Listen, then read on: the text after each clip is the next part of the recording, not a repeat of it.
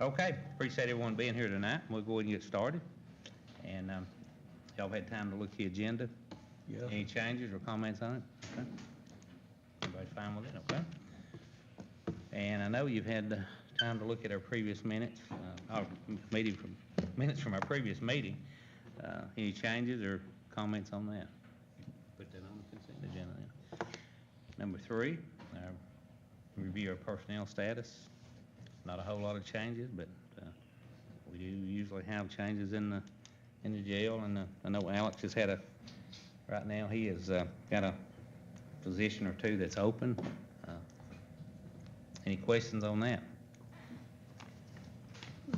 No. Okay. All right. Move down to number 4. This is board appointments and proclamations. 4A, we have proclamation of the American Heart Month. It's February. This is something we do. We've been doing this for a long time. Everybody fine with that? Mm-hmm. Okay. Go down to 4B, Arbor Day. This is February proclamation. We do that every year and been doing that for many, many years too. Everybody fine with that? Yes. Okay. Have a proclamation for FFA week. This is a February proclamation. Everybody fine with that? Mm-hmm. Lamar, I know we've been doing that for many years. You know, you're I'm an OFFA. you're an FFA person. Yeah, you are. Yeah, and that's good. Farm. That's right. Yeah. Still love the farm. Yeah. Okay, move down to D. This is 4D. This is a Trenton Dade Optimist Day. I know there's not anybody here not from Optimist, are there? Yeah. Y'all want to come up? I'll go ahead and, since y'all are here, I'll go ahead and do the presentation officially, if you want to. And we'll... Robert, you're an optimist. I don't pay my dues, I'm not. I'm gonna pay them. Got a good turnout. I'll pay for them. Yeah, for a rainy old night, that's a good turnout. Rainy night. I'm so far behind on dues, I feel embarrassed. Hey, maybe I can pass the hat. Tell them you sent it to the wrong address. Yeah. Checks in the mail that just went to the wrong state. Does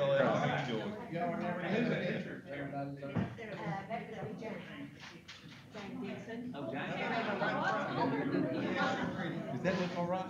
That look right? Okay.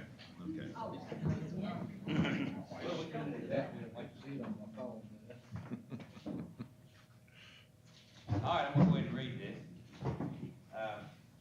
A proclamation for Optimist Day, first Thursday of February. And this is something else we've been doing a number of years. We do appreciate our office. It says, whereas volunteers working with young people who are joyous today and are hopeful tomorrow are exuberant, we use that a lot around the planet, well, you know, are exuberant representatives of the potential to be reached and dreams to come true. They are also unbounded in their enthusiasm to use their own talent, skills, and hard work to make a difference in others' lives. And whereas members of Optimist International will celebrate Optimist Day throughout the world the first Thursday of every February to promote their efforts in helping and recognizing the young people that make a difference in the communities and who will encourage a greater exchange of ideas between young people and adults. And whereas there are almost 3,000 Optimist clubs, I didn't know that, with more than 80,000 members in Optimist International, and Optimist members throughout the world that carry out more than 6,500 service projects that serve 6 million young people every year. Now therefore be it resolved, we the Board of Commissioners of Dade County, Georgia, do hereby proclaim the first Thursday of every February as Optimist Day in Dade County, Georgia. May this day instill pride in our county's optimists for all of their accomplishments and for the impact they have to truly make a difference in other lives. So resolved and adopted this second day of February, 2023, Board of Commissioners, Dade County, Georgia. We appreciate all of you. Who wants to receive this proclamation? Jane. Jane? Okay. Thank you, and I will too. Thank you so much. Thank you. If I send my dues in, tomorrow. We'll appreciate it. All right. Good to see y'all. Get to group it or get to go down?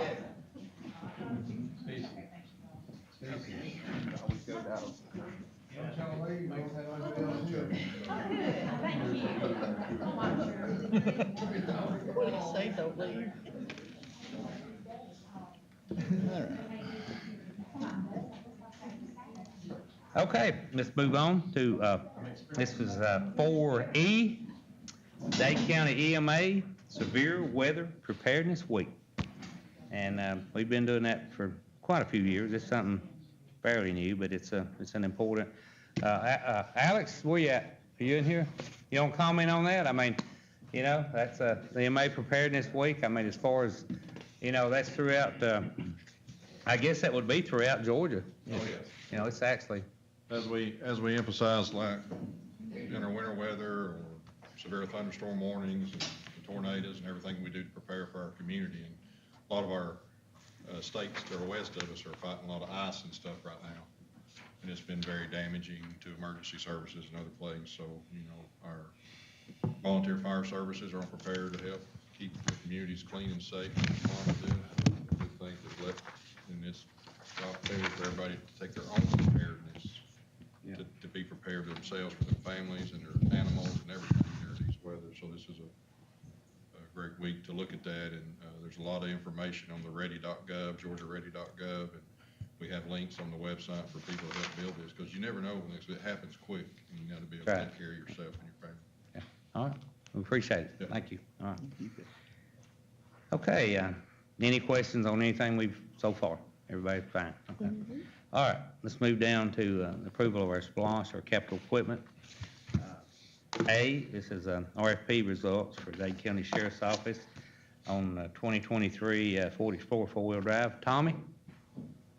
Have our chief deputy or major here with us tonight. I think he's got some pretty good news as far as this goes.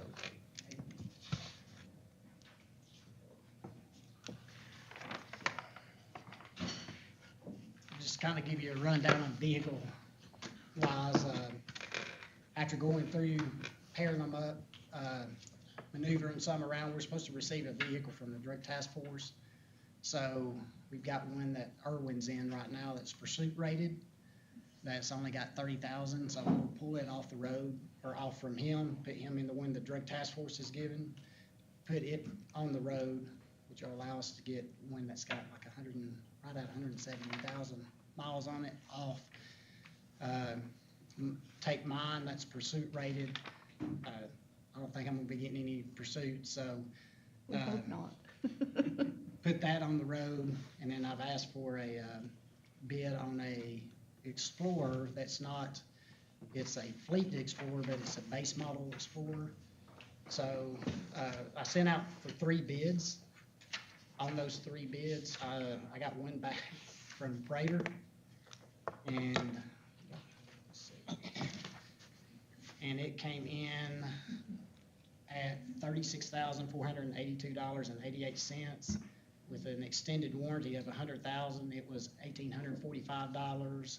So the total would be $38,327.88, which is, I think the Interceptor's lease part is just the base on it's 42,000 and something. So this was a lot cheaper.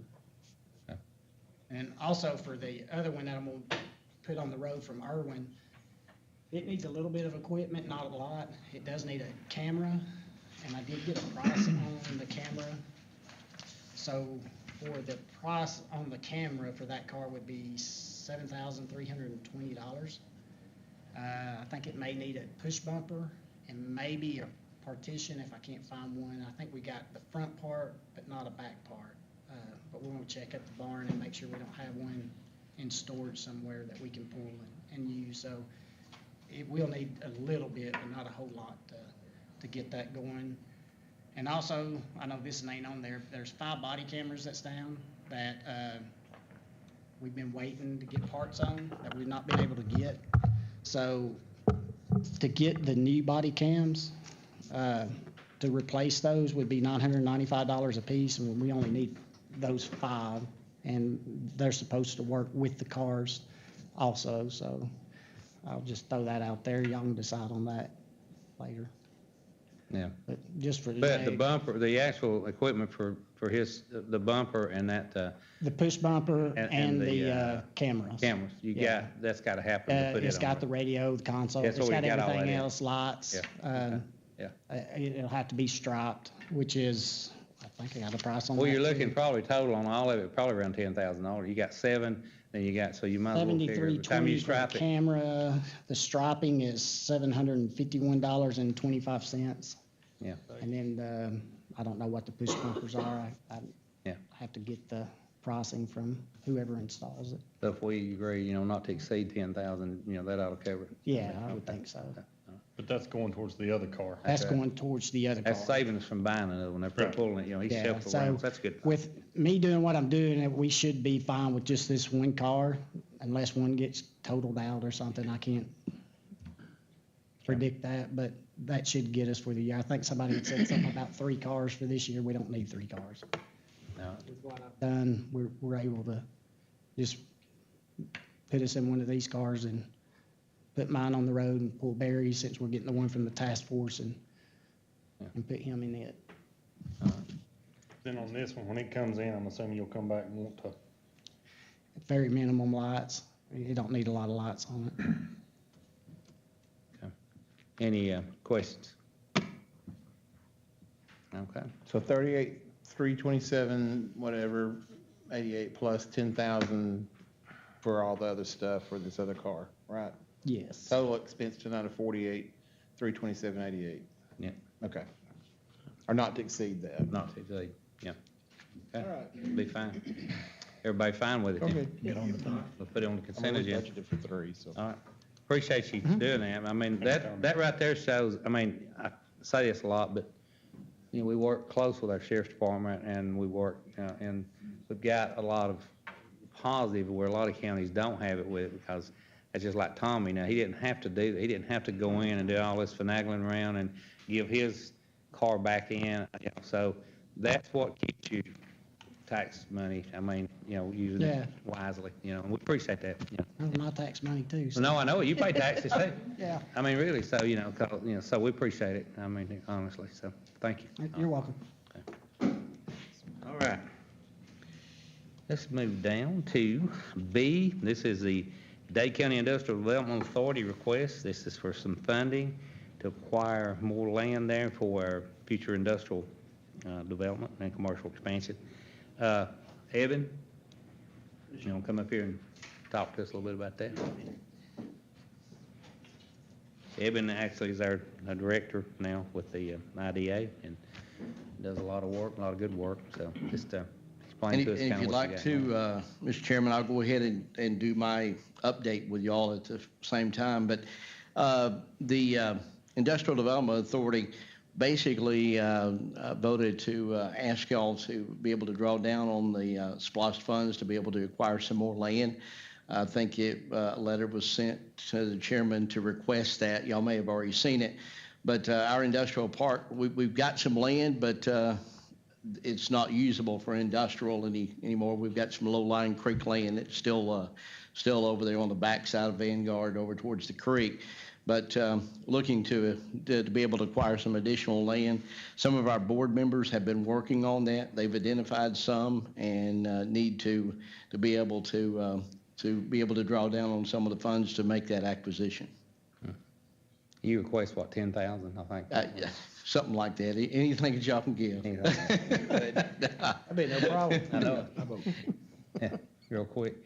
Don, I know that it's been, you've been looking at this and all. We just need to, do some research on what we can do and can't do on it, because it is on the SPLOST, but there's a lot of other things on the SPLOST too, that needs to come out, so, Right now, we're okay. yeah.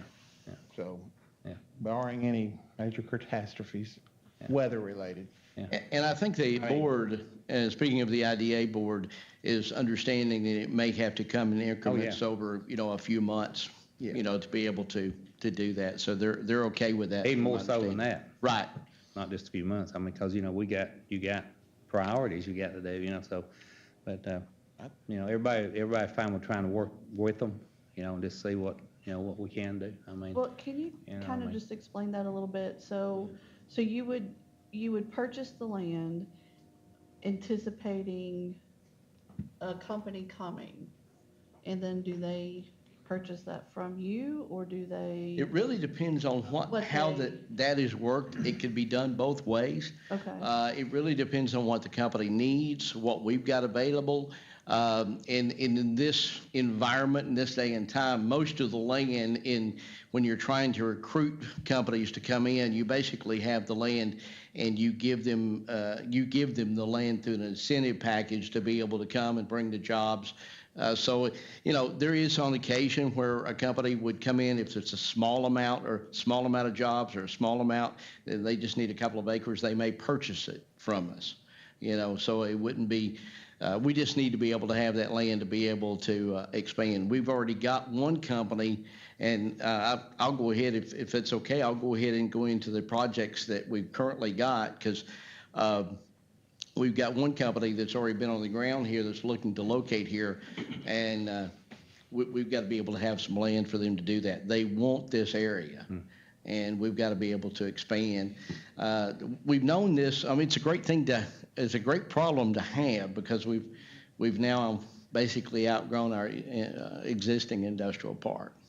So to answer your question, yes, You did. the land, and in most of the times, such as Vanguard, the different things, you actually put that as part of an incentive package to get that company to locate here. Because everybody's doing it. The next town down the street's gonna do the same thing. So it's just preparing for, yeah. Right, Yeah. and thanks to the commission, y'all put that money because you knew that we were running out of land, put that in the SPOS vote. And we but definitely appreciate that on the industrial development side, to be able to have that money to expand the industrial needs for the county. So that, I mean, it's all working, because y'all seen the need back when we voted on it, and now we're having to draw down on some of that funds to be able to expand. We've got a great board. I want to say, just a second, we got George Williams that is here, but we've got, I don't think there's anybody else here, but we've got a great working board, and that comes from y'all, and the city, and to be able to put together a good working board. They're very knowledgeable, and they're working hard. Last 6 months, we've been pretty busy. Our county attorney can attest to that.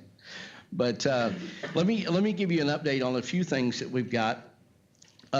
Project Highland, we're currently working on, that is moving ahead, and it's going to be about a $10 million project. We hope to be able to share a lot more information and actually do a groundbreaking, I'm thinking sometime early in March. So that's going to be pretty quick. Integer, I've already talked with y'all about that. They're in the process of their $6.5 million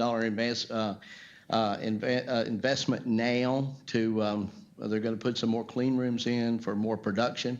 They're also going to build a administrative wing onto their existing facility, and we've given them some land opportunity to be able to do that there at Integer. We've also got Project Hardwood. Hardwood, they were actually 2 weeks ago, I think, Commissioner, they were here on the ground, and we were able to meet with them. Our vice chair and chair met with them, and then Jeff Wallace from the JDA, he and I took this individual from this company around, and showed them about 5 different sites. They're very interested in coming here. That would be about a $30 million investment, about 100 jobs. And it was Thursday, and the mayor and the chairman were, I think y'all were at regional commission, but Ted got back in time to meet him before he left that day. So we're really excited. He left here, and he basically said, I'm only one on the board of directors, but he thinks they need to be here. So, we're definitely moving in the right direction with that. So and they're tied in. The reason we feel good and feel that they're going to come here. They're going, if we got the land, they're going, because they're tied into one of our industrial people now that's down there. They're a supplier for them, and they want to come south. I mean, and they want to be close to them. So, it's going to be some good jobs. I mean, really, really good jobs, you know, yeah. The tour that I know y'all are all familiar with and hope y'all are going to get to come, we're excited about. It's going to be next Tuesday. We'll leave here by bus at about 10 o'clock, and we're going to tour everyone, the school board, city commission, the mayor, as well as all of y'all. We're going to have lunch at one of the industrial sites. They're going to kind of, we're going to take tours of 3 of the industrial facilities down there. Kind of show you what they're doing, where they ship out, where some of their customers are at. And I think y'all are going to be amazed of what's being produced here in the city of Trenton and shipped around the world every day. What time is it? Next Tuesday at 10 o'clock, and we're going to meet here. The school is going to provide a bus for us, and we're going to all get on the bus. We'll go around. We'll go to basically every stop in the industrial park, and we'll share with you, what they do and as much information as we can that we know, and whether it's, we've been able to help them through pilot programs and things. It's just very informative to be able to let y'all, to know what's going on. I'd like to do this every election cycles, and then maybe get to the point that if you don't want to go, but any new elected official or a new member on the board would be able to go and kind of get everybody, knowing what's going on. Because I don't think I didn't, and I'd been on the Industrial Development Board, but I didn't know all what was being made and where they were shipping to around, and it's very interesting to see that. Our unemployment rate continues to be low. We tied Catoosa County. It just came out. We're at 2.4%. Less than 200 folks in our workforce is without a job. A little over 8,000 people in Dade County's workforce, and less than 200. I think it was 198 or 196, 190 something. 196, I think is what they said. Is currently, would you be technically looking for a job? Our unemployment rate is unreal. I think Walker County's is real low too. I think it was 3.5. Chattooga's up a little bit, but they've come down a long way. It's just around 5%. But we're one of the lowest in Northwest Georgia. Absolutely. Yeah, we are. Yeah, we're tied with Catoosa as the lowest unemployment rate in all of North Georgia at 2.4%. We stayed at Tier 3, and some of you may have got that information already. It basically means when we go and sit down like this company, we told them we can give them X number of dollars per job tax credit from the state of Georgia. As a Tier 3, we get $1,250 tax credit. And thanks to y'all, because you're a member of the North Georgia Joint Development Authority, we get an extra $500 for every job. So Dade County gets to basically take $1,750 per job per year for 5 years. So it's about an $8,500 investment or savings for a county if they moved here, like this new plant. 100 jobs, they would be able to qualify for that. They have to meet a certain criteria of pay. I think we're at 1580 now, and these jobs would be above that, so they qualify. Yeah. And so these companies have that availability, and the existing industry has that too. The ones that are down there now, and all of these new jobs that they're bringing on, if they bring on 15 at a time, they can take these over 5 years. So it helps them continuously and this is a state tax credit on that. So we stayed at Tier 3. So we stayed at $1,750. On the economic development side, the mayor's here, shifting away a little bit from the Industrial Development Authority. I've been working with a realtor out of Atlanta. It looks like we're going to be able to get a new dentist here at some point in the first quarter of this year. And also one of the things the mayor asked me to do was try to come up with some kind of economic incentive plan for local retail business. We can do a lot through the Industrial Development Authority, but we're limited unless it's a big retail establishment for the IDA to be able to do a lot from the authority of incentives. But he'd asked me to put together that, and he and I, again, worked on it last week and talked, and we're going to moving ahead on trying to get something like that for the city. It's a long drawn out process. It doesn't just happen, and the city per se can't really do it by itself like the county can't without the IDA. So the mayor's wanting to be able to have something like that. So that's good, but it looks like we're gonna get a dentist here in the first quarter that, if I understand, that we probably need, you know, in the community. That's it for the update. I mean, you know, we've got several projects going on. I think next Tuesday, you know, lunch will be provided. We're gonna actually eat in one of the break rooms at one of the industrial sites, and they're gonna give us hard hats and things like that. So it's gonna be pretty neat. Any questions? Is the request for land for one parcel or multiple?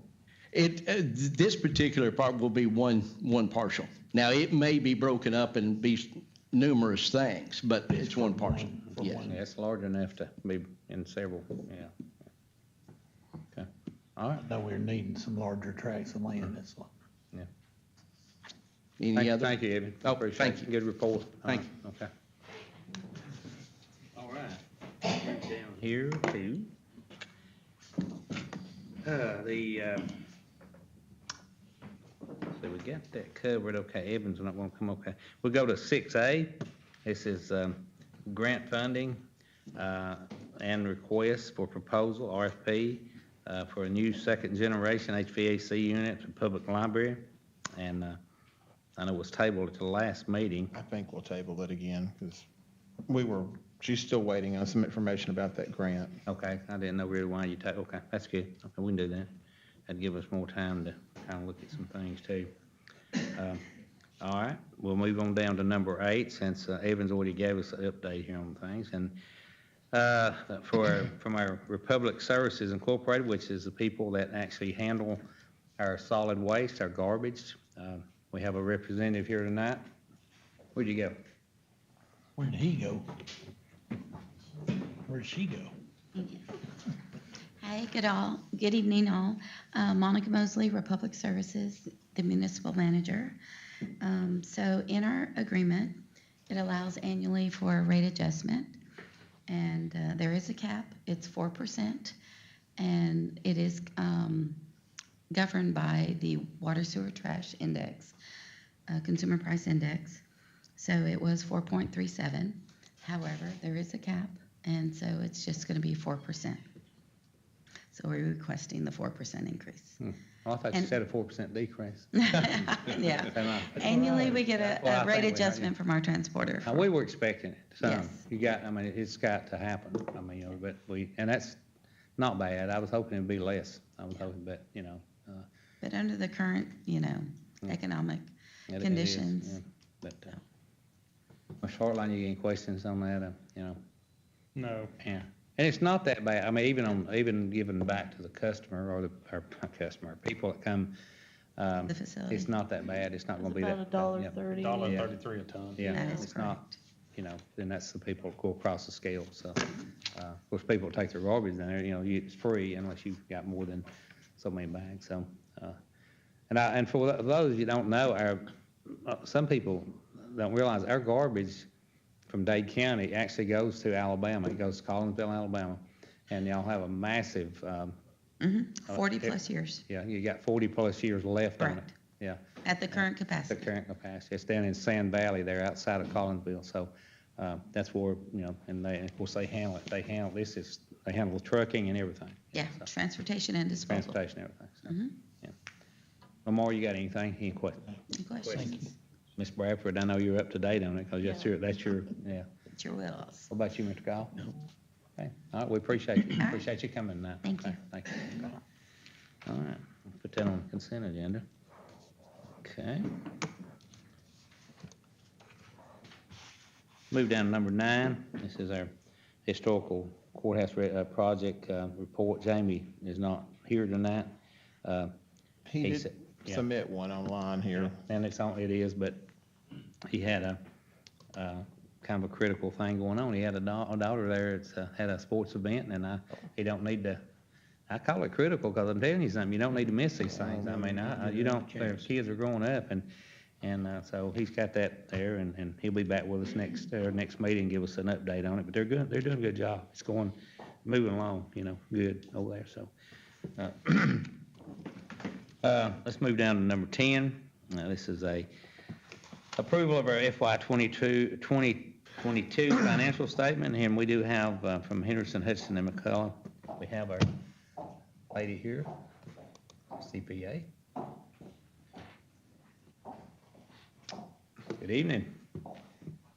Tell everybody who you are and who you represent. Most definitely. Well, for those of you that don't know me, my name is Alicia Jewell, and I'm with Henderson, Hutcherson, and McCall. I'm an audit manager there.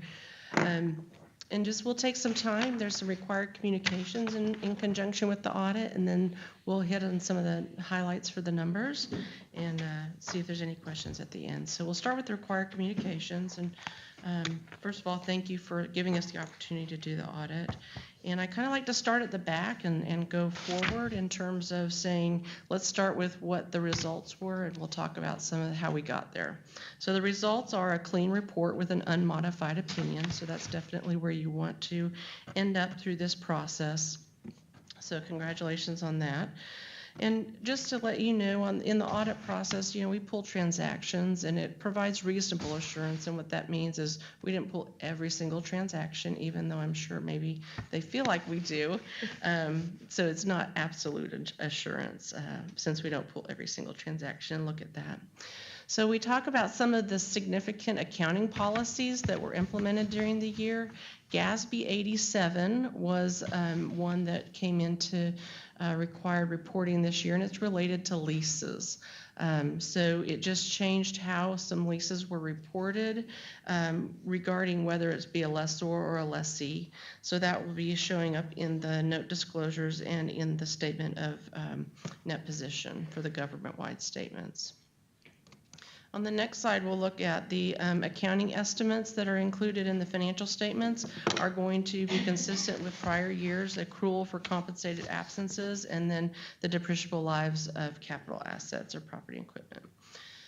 So always happy to work with Dawn and Rebecca and their staff here. They're very cooperative and make our time going through the different documentation, provide everything that we need to be able to accomplish the task, so appreciate that. And as far as we're aware, there were no consultations with other accountants as recording how to record things and that type of thing within the financial statements. No uncorrected misstatements, and we'll request a representation letter as the county's agreement with the audit results. And during the course of the audit, we are always aware, although we're not in here for a specific, we look for internal controls. That's part of our planning. And then if we become aware of any, fraud or illegal acts, we do have to bring those to attention. But happy to note that none of those were identified during the audit process this year. So that concludes the required communications, and we'll transition into some highlights on the numbers now. So the first statement we're going to look at is the balance sheet, and we're looking at the governmental funds. They're going to include three different types of funds: the general fund, which is the operating fund of the county; capital projects, which covers capital assets and different things like that. Then we've got special revenue funds that will include ARPA, IDA, and other non-major that are included in the statements. So our focus here tonight will be on the general fund because it is the operating fund of the county. And this statement, the balance sheet's going to show us a certain point in time. You can see the total assets in the general fund were $4,140,534. Relatively small liabilities in comparison, the $516,714, resulting with an overall fund balance of $3,623,820. We can look down and see that all of the fund balances are positive, so that's a great thing to highlight. And of the $8,548,284 that's in the governmental funds for the county, the operating fund makes up 42% of that. So it's good to have your operating fund in a healthy position. And I know that they've worked hard here to do so, so congratulations on that. We'll look now at the statement of activities, and this highlights the activities for fiscal year 22, which is July 1 through June 30 of 22. The same funds, but we'll still keep our focus on the general fund as it's the operating fund. We can see the revenues of that $13,051,895, expenditures of $11,841,493. Other sources and uses it's going to involve transfers between funds where the general fund has transferred out to other funds within the county. So your net change is still positive at 601,407, which is great considering the last 2 years we've come through. This is a great result I went back, it had to go back to 2019 to come to similar results at year end. So it hopefully, the federal government has, provided assistance during COVID and all of that, and hopefully that we're through all of that now. One other thing we can focus on with the general fund is how the budget, and it's not going to be on our next slide. We look at the final budget to actual, and you can see all the variances are positive, except for that very bottom one, which is the transfer between funds. So taking in more revenue than you budgeted for or spending less than you budgeted for on the expenditures is always a positive thing. One more thing we're going to take a look at is the fund balance in the general fund. At June 30, 2022, the total fund balance was $3,623,820. And for this last year, there was total expenditures of $11,841,493. So we take that and look at it in ratio form and say, how many months could the county operate without any additional revenue coming in? As you can see there, 3.27 months. That's without any additional, and we know that's not going to be the case in any time. And that recommended range there is the 16 to 33%, or 2 to 4 months. So definitely falling within the recommended ranges in that vein. So a good year, is there any questions or thoughts? That concludes kind of the overview that I have to present to you tonight. Any questions? Hardline or? Well, thank you again for the opportunity to provide your audit services. We do appreciate it. Thank you. Appreciate it. Thank you. All right. Okay. Let's move on over here to next page here, which will be number 11. This is a resolution R-11-23 to consider for approval lease agreement between Dade County, Georgia and the Family Resource Agency Incorporated. This is on the Head Start land down there. That's where we actually let them build that building. They have a lease. We renew it every X amount of years. So any question on that? Yeah, it's a good thing for Dade, It's Just a renewal. I mean, this morning, we almost lost them there back when when they were gonna move and actually wouldn't have had it. So they really touch a lot of children, a lot of kids, and so everybody It kind fine of with that? snuck up on us, just to let you know. It's a 3-year renewal, then there's 2 additional 1-year term renewals, so it's really 5. Yep. And so it expired, actually, so we've given them a letter of intent that we're hopeful that, we consider that in a positive way, but Okay. it's a really good deal. It is. Oh, yeah, no doubt.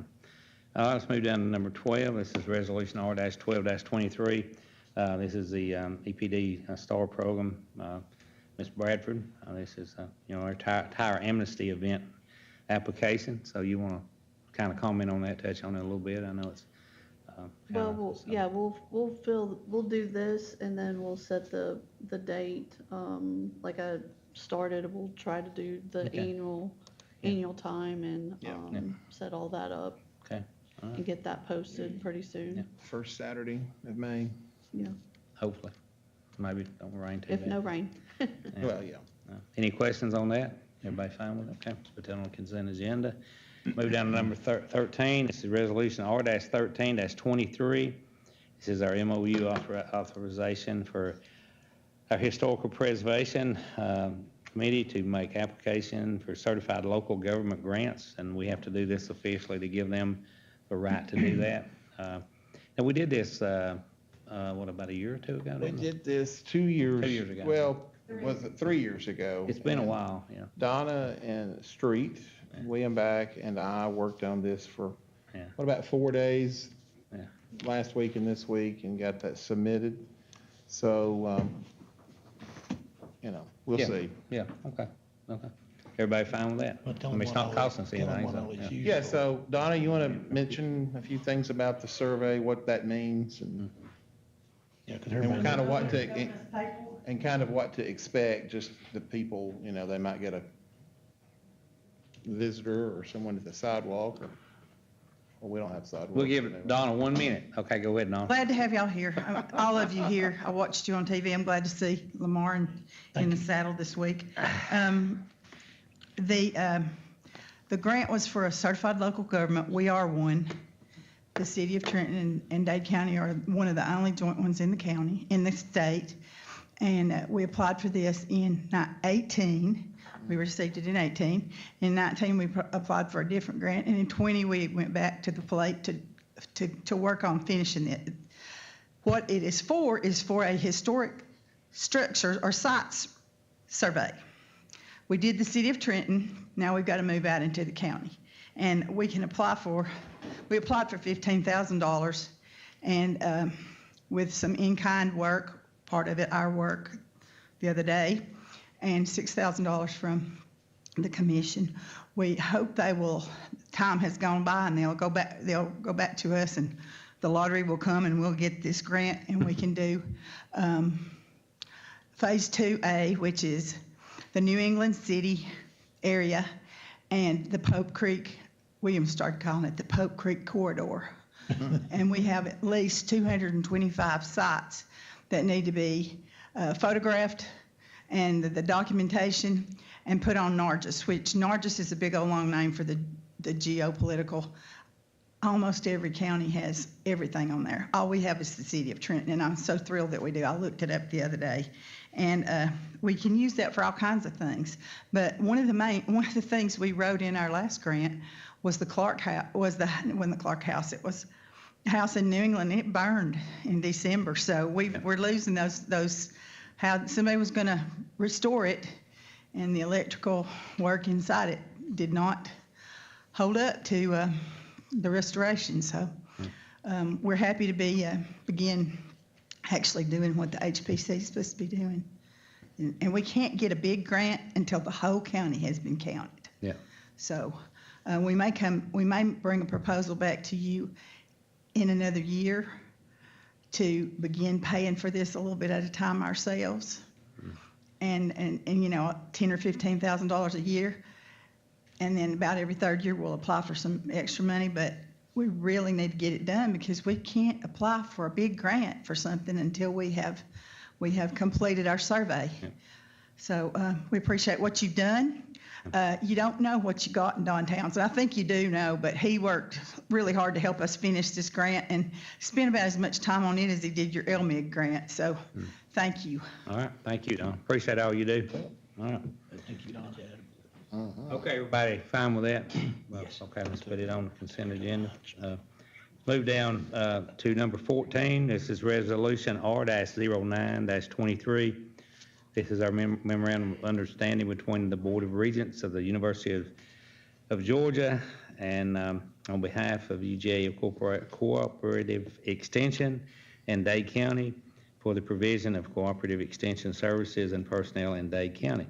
What that means is, this is our contract and our agreement between the Dade County, people of Dade County, and our people over at our Cooperative Extension Office, which, they deal with our 4-H, our, just many programs. I mean, our farmers, and so very important to us. So, Robin, have you got anything that you want to comment on that? I mean, as far as this agreement appears to be like an agreement that's provided by the University of Georgia, and there's 3 options in there regarding how to pay. And so I understand we're actually selecting B. Is that correct? Which would be the I think it was B, yeah. Cooperative contract pay provision. And so, yeah. But this is their agreement, and it's fairly standard. Exactly. Okay. And we have Sarah Dyer here. She's going to actually answer some questions. Sure. For those of you who may or may not know who I am, I'm Sarah Dyer, the County Extension Coordinator and Agriculture and Natural Resource Extension Agent for our local Dade County University of Georgia Extension and 4-H. Another familiar face in the audience is our 4-H educator who's here on a regular basis, Miss Laura Beth Cunningham. We have another staff member, Twana Sue Peters. She's our administrative assistant, so we're a small but mighty office. So as folks understand in this room, but maybe not online, an MOU is just the agreement between the University of Georgia and the local county government, and that's because we are funded by both. So this helps with some of those logistics of how things are operated or how personnel are staffed within the department. So like Robin said, yes, this is put forward by the University of Georgia. They provide a couple different options for how we get paid. It's pretty much the same pay, but who pays who is how it works. So it's up to you guys, and if you have any questions, let me know. And it's pretty standard with the way we've been doing it for years, right? Yes, so I think whereas in the past it has been a binary between the cooperative, meaning the University of Georgia, and then the county as well, which we pay directly. And so we're moving from that to a paid by the University of Georgia, and then they bill us or we pay the University of Georgia. So the funding would all come through there. So it does clarify what we've been doing on that. Years ago, though, it was that way, we did it that way. Yeah. Back in 2000, 98, 2000. No, I we think it do was- pay the, Yep, to, yeah. we do pay y'all some. Correct. But there's- Currently, Current. Oh, right. okay, okay, yeah, yeah. currently But all it's staff actually, members I just want to make sure we're clear for that. receive paychecks from both departments. So this would be you guys pay that portion of the salary to University of Georgia. Makes our lives a little easier. We'll get one paycheck from That's right. University of Georgia. Okay. Any questions? Okay. Put that on consent agenda. Okay. And that's option B? Thank you. It is option B, Option B. right? Okay. It's option B, yeah. And is that just, something you guys prefer as a preference to do? Is that why we're making the change? Just so I understand why we're making the change? Yeah, Okay. Because we have been Easier. doing both, right? So now we're just doing, okay. Okay. But nothing else should change, is make that it correct? better for everybody, you and us too, as far as that goes. You know, you get, like you said, you get one check, and we reimburse the University of Georgia, yeah. Yeah, less. But the travel and stuff's travel. still in place. Yeah. You know, It those- is. yes. The rest of the budget's the Of course, same.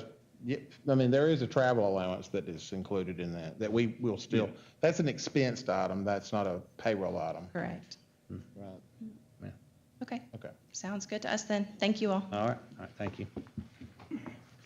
Okay, let's move down to number 15. This is the abandonment of a county road. This is O&B Filler Road.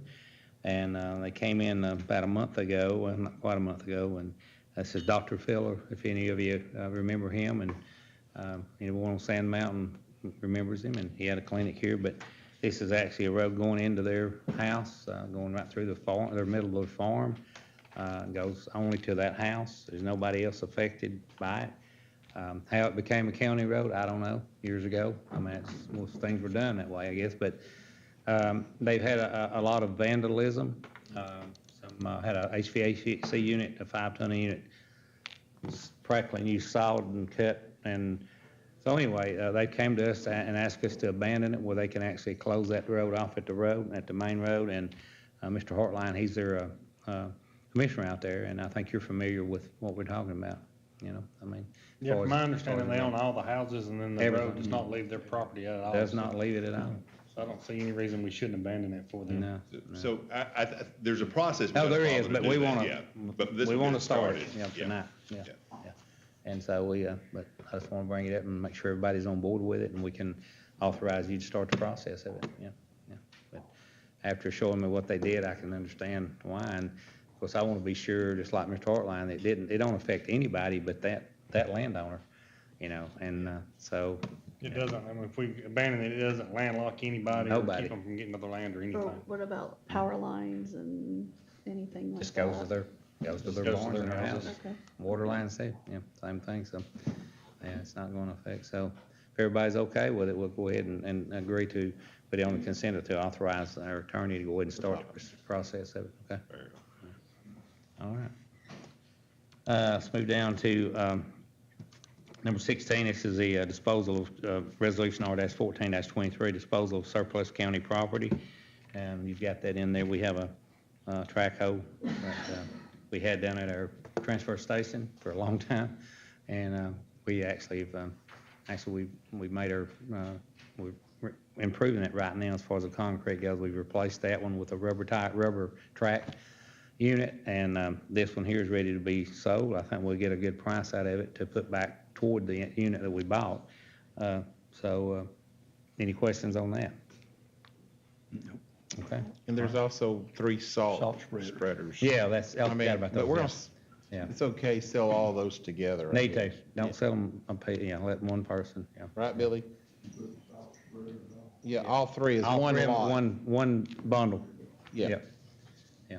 And, to bring you up to date on that, we had to replace these things. These things have gotten to a point where, at our last event we had, every time we go out with them, we're having to work on them. They're just, and Billy has patched them. We got by really luckily the last 2 years, and so it was time to replace them, and we did. And so we'll take what revenue we get off that, and that'll go right back onto the new ones we bought. So, And we're getting better units this time. oh yeah, they're stainless steel. Everything now is updated and stainless steel, so they'll last probably twice longer than the ones we've got now. But at that time, we didn't buy them back years ago because they were really very expensive, and something was needed. But anyway, it's a thing to do. I mean, it's time for them to go. And I'd asked Dawn about a couple of some, but we don't have to do that. I mean, it's on just some scrap stuff that we had down there. Yeah, the It'll be Humvees sold. did sale we put on there before, correct? 60-something thousand. We did have really good luck on the Humvees that we put out. They were actually part of the sheriff's department over there. That was they actually had acquired them several years ago, and so they were put on gov deals, and they brought over 68,000? 65,000 for some 1980 models, 85 model. And that's the Hummers. They call it military Hummers. So there must be a pretty big demand for them, because I couldn't believe that they brought that much. But anyway, that was really good. So everyone's fine with this on the excavator, and if y'all got anything to add? If not, I got one other person who wants to come up and talk to us tonight from Sligo, and we're not gonna vote on anything, but I want him to come up and explain some things there that's going on. And you got any questions? Anything on anything we've done? No, I don't. Mr. Miller, you want to come up here? Just tell us who you are and where you live out there, and like I said, just be straight to the point, and we'll. He said after listen. 5 minutes, he cuts the microphone off anyway, so. I want to try to liven this thing up. How many in here have seen the movie Walk the Line with Johnny Cash? Yeah. Well, when he says that about how he admires those guys for drinking that water, I admire y'all for coming here every daggone month and staying awake for an hour, because I'm at the front of the meeting, is what he told me over there. But anyway, I'm here to try to get some help on septic system problem we're having in Dade County, Tennessee, everywhere. I've got a little copy that I'll leave with him there, and I think he's got one down there that shows regulations. We want to just start out with being able to do a compost or a incinerator toilet that would give us permission to have power turned on. We got 2 houses to do. One of them was sold in February of last year, and at this point, I've been told we have to have a civil engineering drawing for the lot. I've asked a guy to come out. He's got it. Almost a month ago, he said, I'm about to get it for you, and the people are going to back out. It's a $200,000 contract just to dry in the house, and this creates revenue.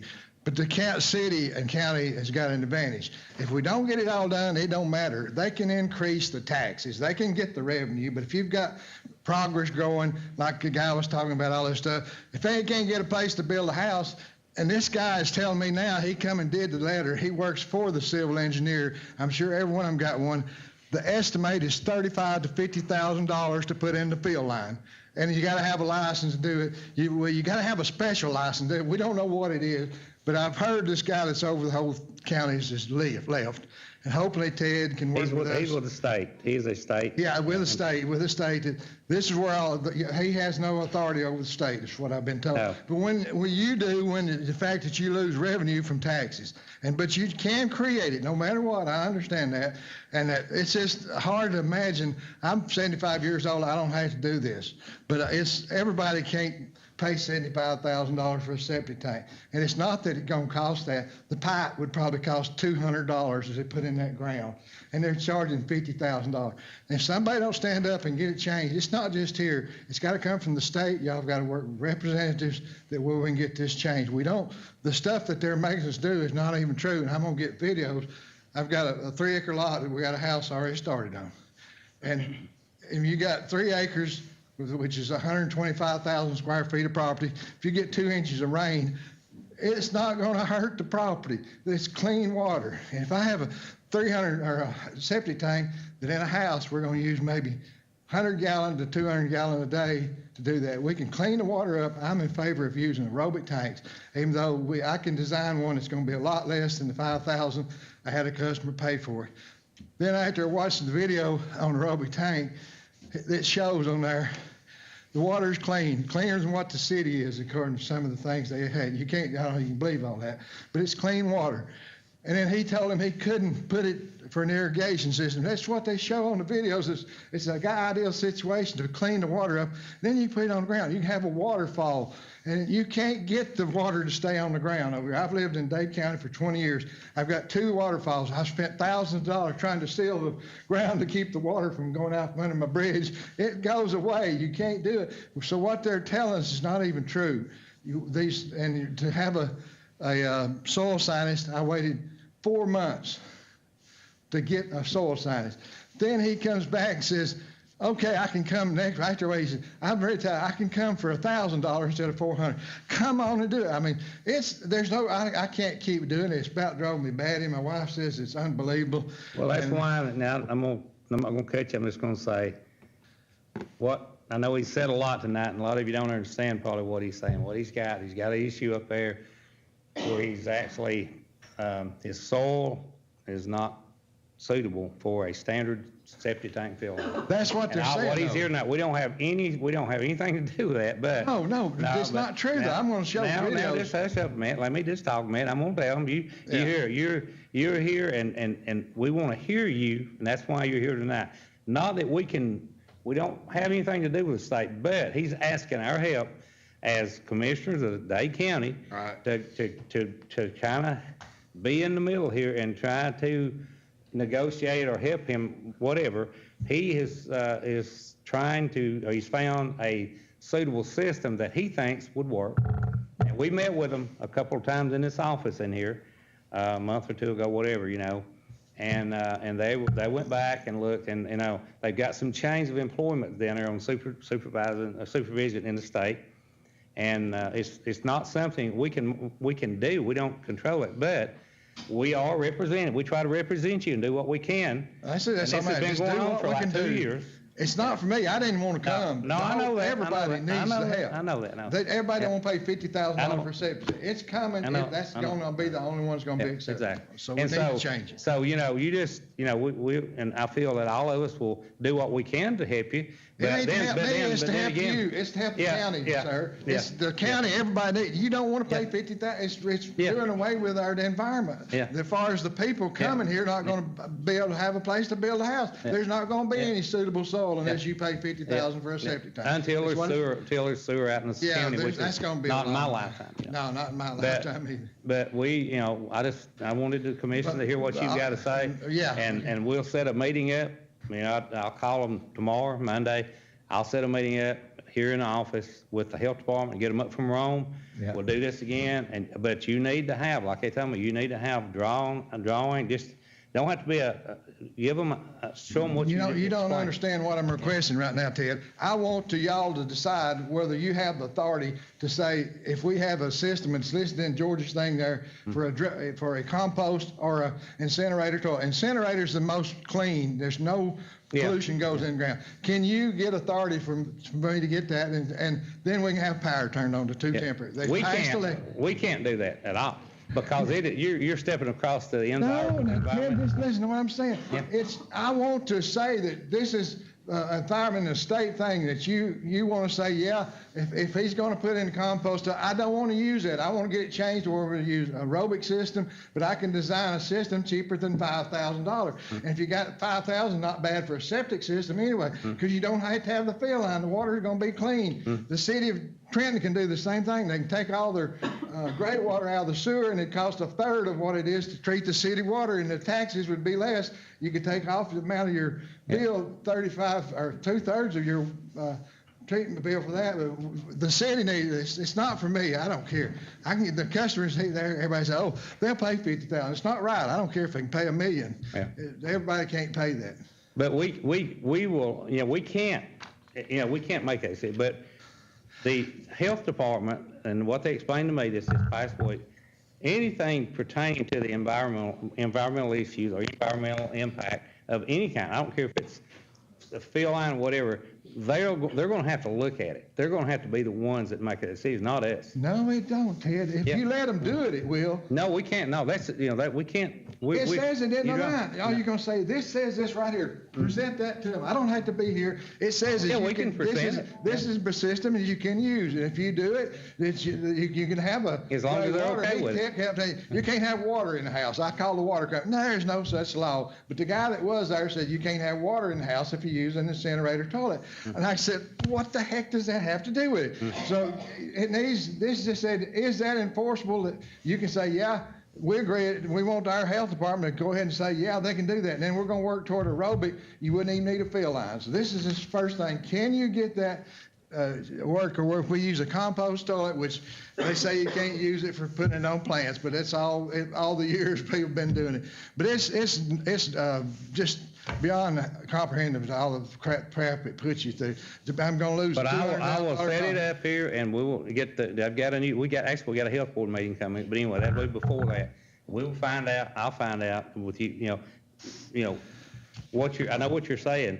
But they're still going to have to stamp it. We don't have the right. Oh, they need to change it. They don't need those darn soil analysis. I hate to put them people out of the job. And it'd take years and years to ever change. I don't care. It needs to be. We can show that they show that soil. That's wrong, and it may take a long time to get something wrong fixed, but it's wrong. I've been doing this 50 years, and if it'd been that way 50 years ago, I probably built 400 homes. I never would have lasted for. This is frustrating, and it's going to be when you don't get the tax revenue. Well, we had nothing to do with it. We'll just, because you can increase the taxes. It don't matter. You've got a choice. But I'll ask that little simple request. Can I get my power turned on? If you don't have, there's no permit for it, will they send it up from y'all to the power board that we can get 2 meters turned on where I can use it for as long as they approve it. As long as it, yeah. I got a question. Okay. Yeah, because he's an installer himself, so How far are you along on building these houses? Well, we got 2 systems already approved, and had to use the aerobic system, which the tank was $4,000. And then I didn't see the video that it shows that recommend to use it for irrigation water. It's clean water. But what I'm asking is protocol now is you get a perk test done, your survey and everything before you start building the house. So how far along was you building this house before you decided to go get a perk test done? You're trying, and from what I'm sitting here listening, but that was from builders that do everything by the books, you're trying to get your power cut on before you get your septic system in, because when you get your power cut on, you won't go back and do your system like you're supposed to. Well, if you get just the temporary power, it's the temporary I'm asking, not the permanent. I'm asking for temporary. Yeah, they won't turn on the temporary powers that's been inspected by the electrical department, and that's all. But if you know that you have an issue with your septic system, why would you continue on building a house before you know you can put a septic system? Because I know that's not an issue. We got to tell the people. I take you to several places right now because of the rain we've had, and there's septic running out on top of the ground. Where? There's several down Highway 11. How? They're failing. Where you're at's in a rock pile. It will fail. Well, I'm going to show, I've got water, city water. I'm going to run water on the ground, and we're going to video it. And if you want to come look at it, I'd be happy to do it, because it will go in the ground. And we're the one we used the aerobic tank. We dug out a 4-foot hole before they got the tank. We had 4 inches of rain. It was within 3 inches top of the ground. The next morning it was empty. Oh, it's run off down in all these rocks. Who cares a crap where it goes? I mean, and there's some flat land over there. If you got a lot of clay, it ain't going to drain. But we're dumping it into the city out there. We got so many parts per million. The city dumps it in there. They're paying so much money to do that. Ted agrees. If you take the gray water off, nobody's ever died from gray water. Put it into a septic tank, and then that way they ain't having to treat all that money and charge taxes for it. But I don't care if they ain't gonna, I hope and even now the sad thing about it, I'm gonna go gas. I'll just have everything gassed. I don't need power. Now they're trying to say no more propane gas. And one other little thing before I leave, I know I had time. How many people in here have ever been to the petrified forest in Arizona? This is about climate, and which has to do with that. How many has ever been to petrified forest in Arizona? Anybody? To believe scientists, does anybody think why it would be trees that are petrified out of rock in the middle of a desert? What would you think it'd be? We have climate change in this world. And at that time, when they did it, it was underwater. So all this stuff is all about, the stuff they're making us do is not true. And if you see this after they're saying, I've got one of the worst soils, they're saying, and if you see the videos or come out watching when we're running, we'll calculate how many gallons per minute it takes to run the water on it, put sprinklers on it. It's not hurting anything, especially if it's clean. And if it's running out down there, we can build them a dang septic tank for $1,500. Get the county to help pay for it if it's a problem. Help the people. And one of our things is to help people. We want them to help people like you do. You go in there, if you try to get us, they don't want to help you. It's just, well, we ain't got to do this, you got to do that, you can't do that. But we don't have a building inspection in Dade County, which y'all may get it sometime, but I never knew there's anything about not starting a house before a septic. I agree to that. I didn't do it. But I built 4 others 8 years ago. My house is on Dugan Loop 20 years ago. Yeah. And she said, and mine is the most clay dirt, the one that I can't seal the waterfalls for nothing. It goes in the ground. But I'll show you, and so, and I'm not going to, if we don't get it, I can go gas. I don't have to have power. I'm going solar. I'm looking at $50,000 solar system. But a lot of people can't do that. And they're just making you do it for no good reason. We'll do what we can do. You know that. Yeah, and I know it. I don't, if I do solar and I've got 3 acres of ground and I'm using an aerobic system with clean water, I don't think they're going to put me in jail for it, but who knows? Yeah. Thank you. All right. We appreciate you coming. All right. Okay. Anybody got anything else they want to bring before us as far as on the work session? No. All right, we'll go ahead and adjourn this work session, take maybe a 5-minute break, and then we'll go right into our meeting, okay? Thank you.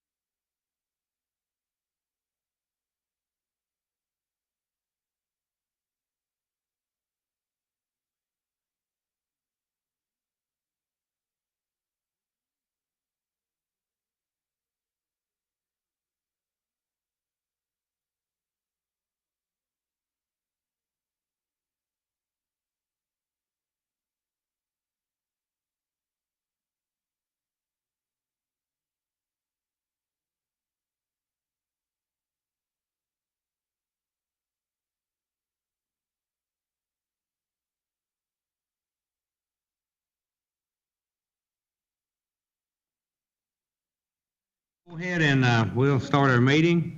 Appreciate everyone being here on this second day of February. It's unbelievable, 2023. It really is. You know, sounds like a science fiction movie back when we were in high school if you said 2023. You know, man. Okay, we'll go ahead and get started. As usual, always before we start, we'll ask Brother Goff here to lead us in prayer and pledge of allegiance. If everyone would stand, please. We'd like to ask you to remember some families in the last few weeks. Hugh Blevins, who worked for us here for quite a long spell, passed away and was buried just a couple of days ago. Keep his family, his wife and family in your prayers. Dewey Baker passed away, I think, maybe yesterday. Dewey worked with the City of Trenton Police Force for back in the 80s in that period of time. Also, Don Hicks passed away in the last few weeks. He worked with the Sheriff's Department through 2 or 3 different sheriffs for a long time. I know there are others, but keep these in your prayers and their families in your prayers as well. Let's pray. Dear gracious Heavenly Father, we're so thankful for the privilege we have of prayer. We're thankful for the privilege that we have to bring our needs before you and our requests. Even at those times that they're for a family who is suffering through grief and loss. But we do pray that you would be with them and so many others throughout our county as we know. But Father, we pray that you would just continue to bless our county, to bless our, as Evan came tonight, to bless our development, our industrial development. And Lord, we just thank you for where we are, where we live, all the blessings that we have that we know ultimately come from you. So Lord, we thank you. That being said, that you allow us to be a part of it. You use people every day, Lord, in our schools, our governments, our churches, and on our street corners, Lord, you use people, Lord, to bring communities together and make them as great as they can be. So thank you for all those who are working behind the scenes that no one ever knows what they do, but they do so much for our community. Bless this meeting tonight and everything we do that in some way brings glory and honor to you. In Christ's name we do pray. Amen. Salute. I pledge allegiance to the flag of the United States of America and to the republic for which it stands, one nation, under God, indivisible, with liberty and justice for all. Thank you, Robert.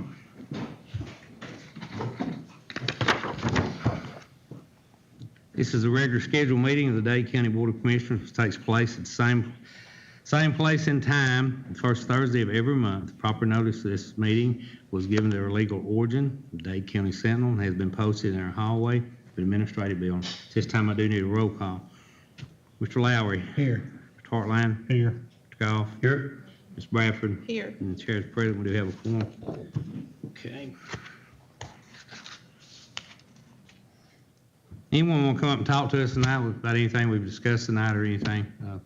Feel free to. We'll give you some time. Okay. If not, we'll move on. Mr. Lowry, you want to start with your committee report? Yeah, before I'm just tickled that I made it this far tonight. So by this time last week, I was sitting here totally lost. I did suffer a stroke and been in the hospital actually the first 3 days of this week.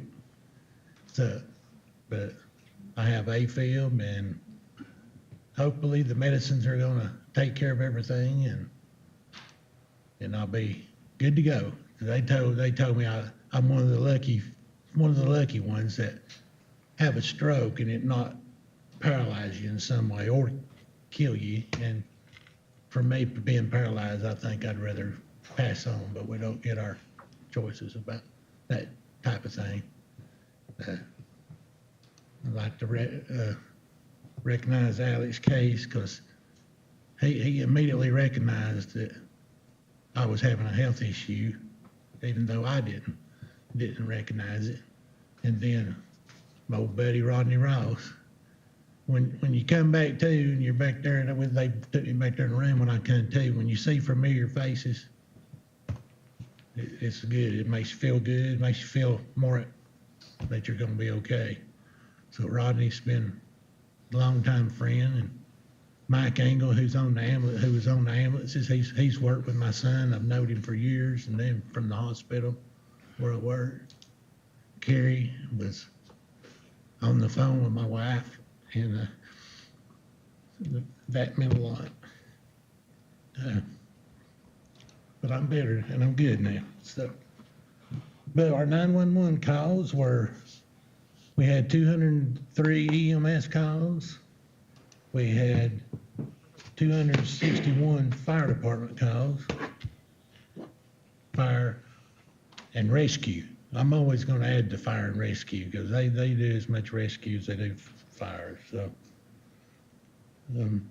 The sheriff's office, which includes Trenton, the Lookout Mountain, and Georgia State Patrol, they were at 3,367 for a total amount of calls for the month of January would be 3,831. A lot of calls for our little system, yeah. And I was one of those, unfortunately. But our E911 addresses for the month of January were 7. And our addresses and it was 7 too. So that's 7 addresses, E911 addresses, just for this month. Okay. Now I did want to mention also that since I wasn't able to mention it last meeting, that we need to be ready for weather emergencies. I mean, what tonight was, Alex mentioned about the weather emergencies during Christmas, it was a rough time in Wildwood in the north end of this county because we were just about out of water for 3 or 4 days right during Christmas. Of course, that makes it worse when you're having your family there and everything too. But I was getting calls from people saying, you know, we weren't prepared, not taking any responsibility for themselves whatsoever. But I mean, we've preached and begged and asked people to have an emergency food supply, emergency water. I mean, we gave recommendations where you should have a gallon of water per person per day, 5 days, non-perishable foods. So some things can't be helped. I mean, we could be ready. The water company couldn't be held to blame. I mean, they had fires that they had to fight during the cold weather and some frozen water pipes. And the north end just got low and it was hard to build that water back up real quick and people continuing to use it. So, and I live on a hill and when I run out of water, I have city water, but I had to pump it on up to the top of the ridge. So it's a big deal, but everybody needs to take a little responsibility and don't just point the finger at the water company or Dade County Commission or the emergency services. Be ready for emergency as much as possible, weather emergencies and any other emergencies. So the internet on the north end it's going good. There's been a couple snafus, a couple complaints, but 99% of the people are just tickled to death that we're seeing pipes going in the ground and lines being run. We're one little area right there in well, actually, the state line in Wildwood, the Creek Road area, and the Pope Creek Road, and Old Birmingham Highway, we haven't had internet ever of any kind. So yeah, we're right there close to Chattanooga. People on the west side of the US 11, they've had it. They haven't had fiber, but they have had internet, and so we're appreciative of the Trenton Telephone Company and my neighborhood and my community. We're tickled to death that they're making the progress that they're making, and we've tried to be extra thankful for those guys because a lot of them are from out of town. They're down here because the weather's too bad where they are from to do what they're doing down here. So Trenton Telephone has pulled in some out of town contractors, and so we're really thankful for that. Our children need this internet, and last but not least, I'm not going to do it tonight because I'm not prepared for it. Like I said, I spent Sunday, Monday, and Tuesday in the hospital with my heart. They have got it figured out now, so hopefully I'll be back up. They told me it would take about 90 days to repair the brain damage, and I told them it might take me a little longer than that because had more brain damage than a normal person, but the last thing, I had talked to Kathy Page on Friday. I actually talked to her clerk. Kathy was out and and I've been sick, so I haven't got back with her, but I'm gonna do a presentation next month. Hopefully that'll address title problems with our properties, because about 2 years ago, I went to Kathy and I asked her, I said, I'm seeing these commercials on TV about title locking your titles, protecting your titles to your property. People are somehow doing scams on the internet and whatever, and they're getting access to our property titles, and all of a sudden the sheriff comes up and says, you gotta move, you don't own this. So, and I talked to Kathy 2 years ago, and that just wasn't the case, but now, it's got more advanced, like everything. It's got more advanced, and the Superior Court Clerks, association, is that right, Ted, the association? They have got a program now, and it's to help protect your titles.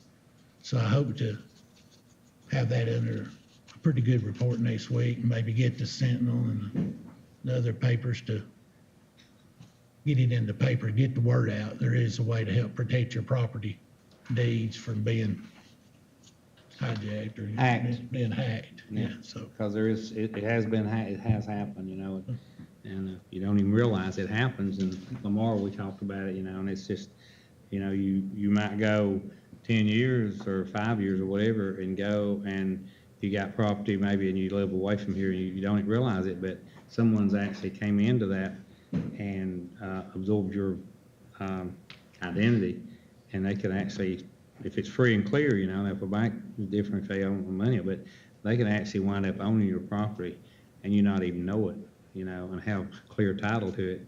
And I know you say that can't happen. Well, it happens, don't it, Lamar? I mean, he's done a lot of research on it. It's scary, kind of. Things have changed that fast in 2 years, because 2 years ago I talked to her about it, and it wasn't heard of, especially in Dade County. But now, as you can see, I'm glad she's put that up. There is a notification system, and so I hope to do a little better explaining of it next week or next month, and have a little. You gonna have her come too? I reckon you. Yeah, if Kathy will come, that'd be good better. if she would. Yeah. But and maybe get something put in the Sentinel and in the Independent. Get the word out to people that there is a way to help protect your property. So, and I want, last but not least, to thank everybody for their prayers and their phone calls, because it was appreciated. Okay. Your report, Mr. Hartline. Okay, at the sports complex, Michael Bradley was over soccer for the rec program. He has stepped down and they have placed Sarah Hickey over it. So right now we've got spring soccer, softball, and baseball signups going on. You can go to our website and then you can click on, scroll down, they've formed an association, I'm assuming. You can go to Dade Rec Association, it gives you the dates of the signups and what it costs for each sports. If you go to the sports complex and the gates are locked going out to the soccer fields or even to the baseball fields, softball fields, they're locked because of the amount of rain we've had. The fields are saturated, so it's gotten better in the last 3 or 4 years as far as drying up in time to play and practice. But if, like I said, if he's got the gates locked, just stay off the fields to keep us from having to work extra hard to get them back into the shape we've got them in right now. We spend a lot of money on conditioner and safe coat to get the fields to where we can play on them in a timely manner.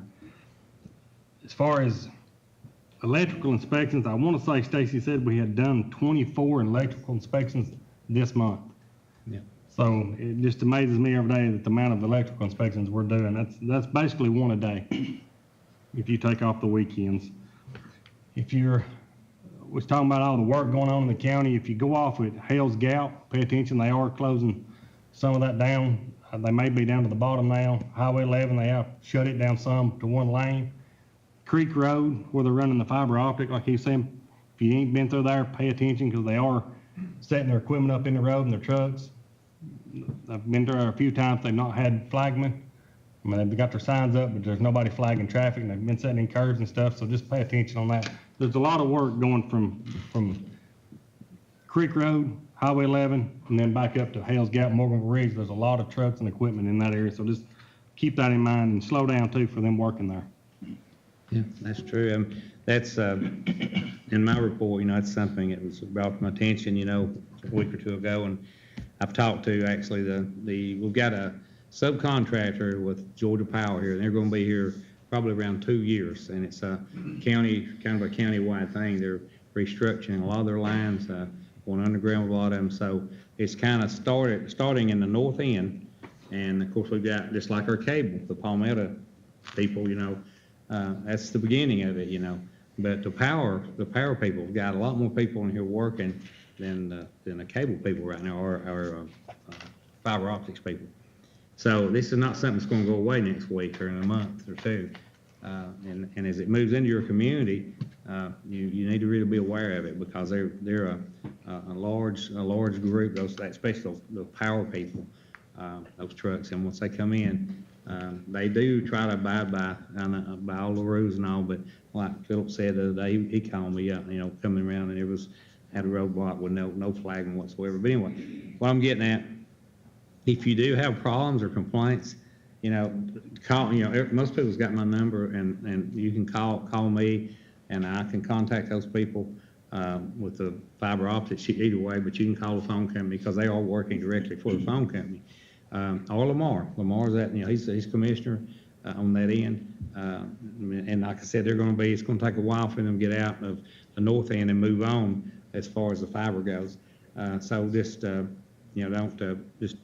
don't be bashful about calling, but we will give you a number you can call. You can call us, and we'll get some results. We'll find out what's going on. So anyway, I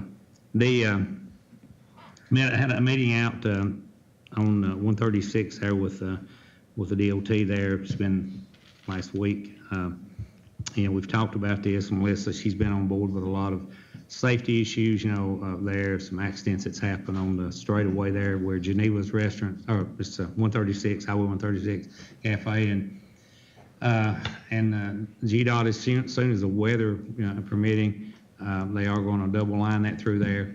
And we've got an application that's going in there also. They do to change a couple of driveways right there. It's going to make it safer going in, commercial driveways, going in right there past the restaurant into Canyon Quick Stop, and GDOT's going to work with those people on that, and it'll make it safer about coming in and out of there. So that's, if you don't travel that way, it's probably not a big deal to you, but a lot of people do go that way to 136 if you're going with Fed. So, and we've got so much more truck traffic on that road, it's unbelievable, coming east and west.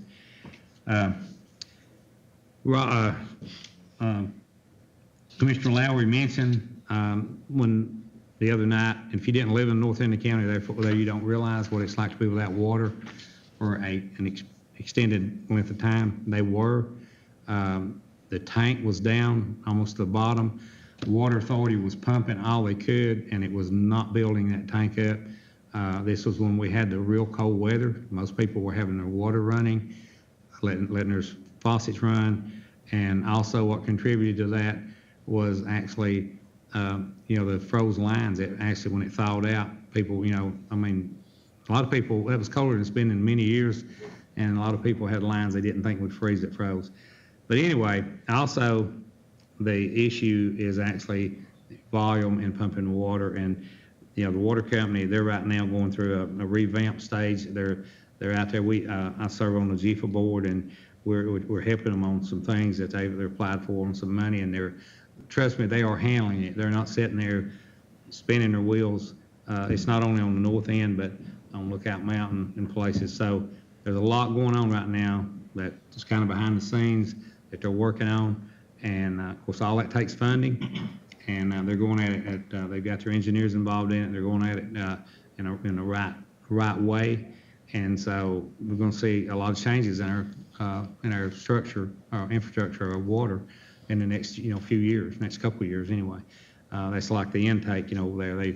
That's something it's got to happen, and that's where we pull our water that we drink out of the creek, and that's all going to be revamped. They've got engineering done on that. So anyway, that's another thing that's happening in the county. I did spend some time in the last couple of weeks with Mr. Miller that was here tonight. I had a couple of meetings with him, interesting meetings, and we are limited to what we can do. We do not set state laws.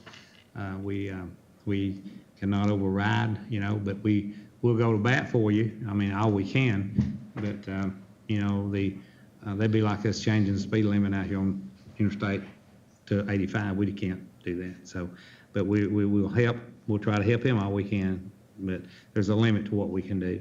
And but I always understand that you can come to us and we'll help you, and we'll get you in touch with our state senator and our state legislators, and that's the people that kind of the funnel you go through to get to. So anyway, I know some of you didn't understand a lot of that tonight, but and I felt it was right to bring him here and let him talk to us and get that off his shoulder, and so anyway, our storm shelters.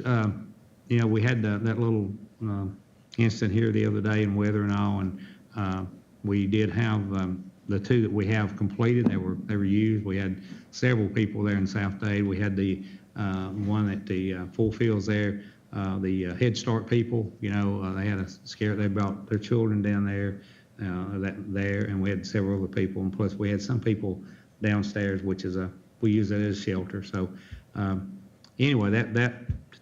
It was good. I mean, it really, and everyone there was very appreciative. And I think more the word gets out that we do have them, and thanks to Kerry and Alex and all, we do get that out, on our website and by other means too.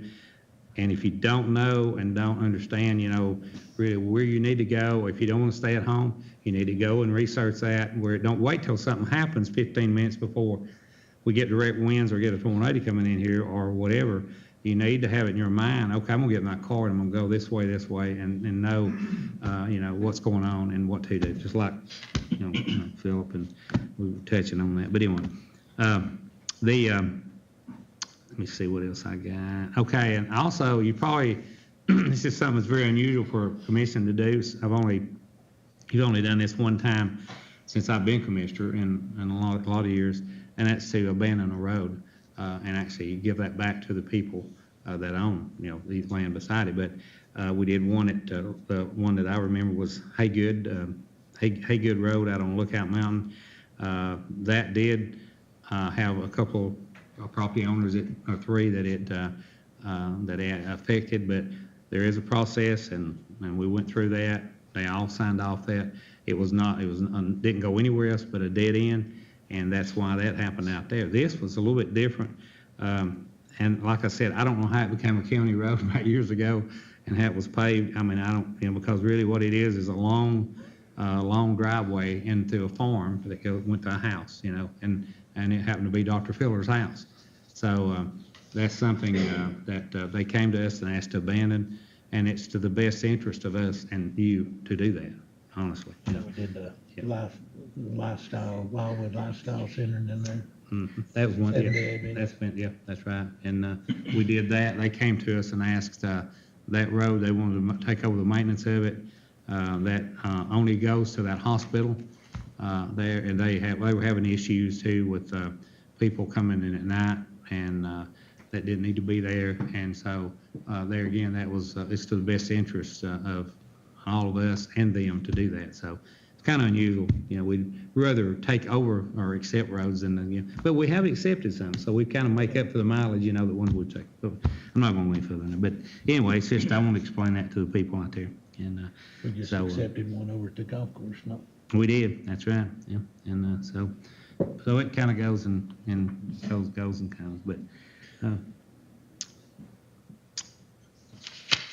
go ahead, Mr. Goff. I know I jumped ahead. You sure you're through? I'm through. I didn't mean to jump ahead of you, but while we were talking, I just went ahead. Me and Melissa just decided. No, I wanted to bleed right in with Mr. Hartline. It's a lot of good information. It gave you long enough to think about what you want to say. Well, I do have, I always talk about Splosh, and of course, the fact that we had a couple of requests for here tonight for sheriff vehicles and also to the IDA to consider. It's good to report that for this month, it was back up about 4,000 over last month of $223,611.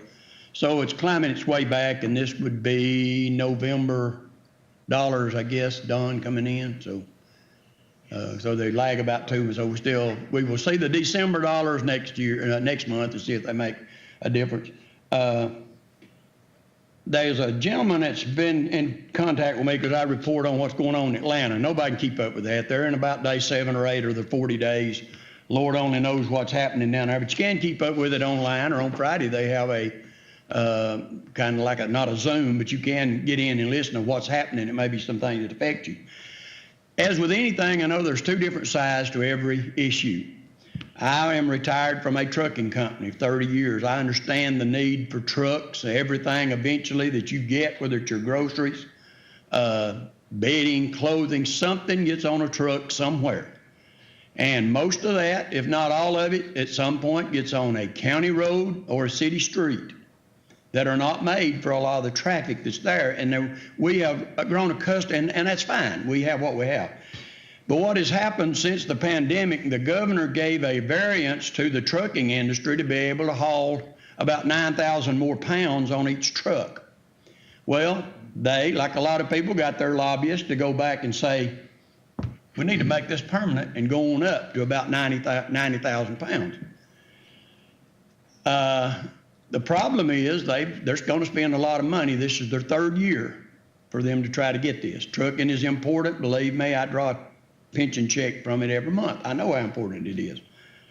But our roads are not made to continue to put heavier weights on them and more weight pushing a vehicle and all that goes along with it. What, Billy, about 75% of the roads counties maintain or something like that? Billy, are you thinking?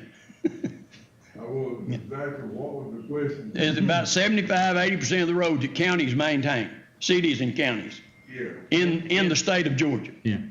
So what he is asking is for people to get this to help make people aware of this, because those lobbyists are going in it, and they say it's for the timber industry, nobody else.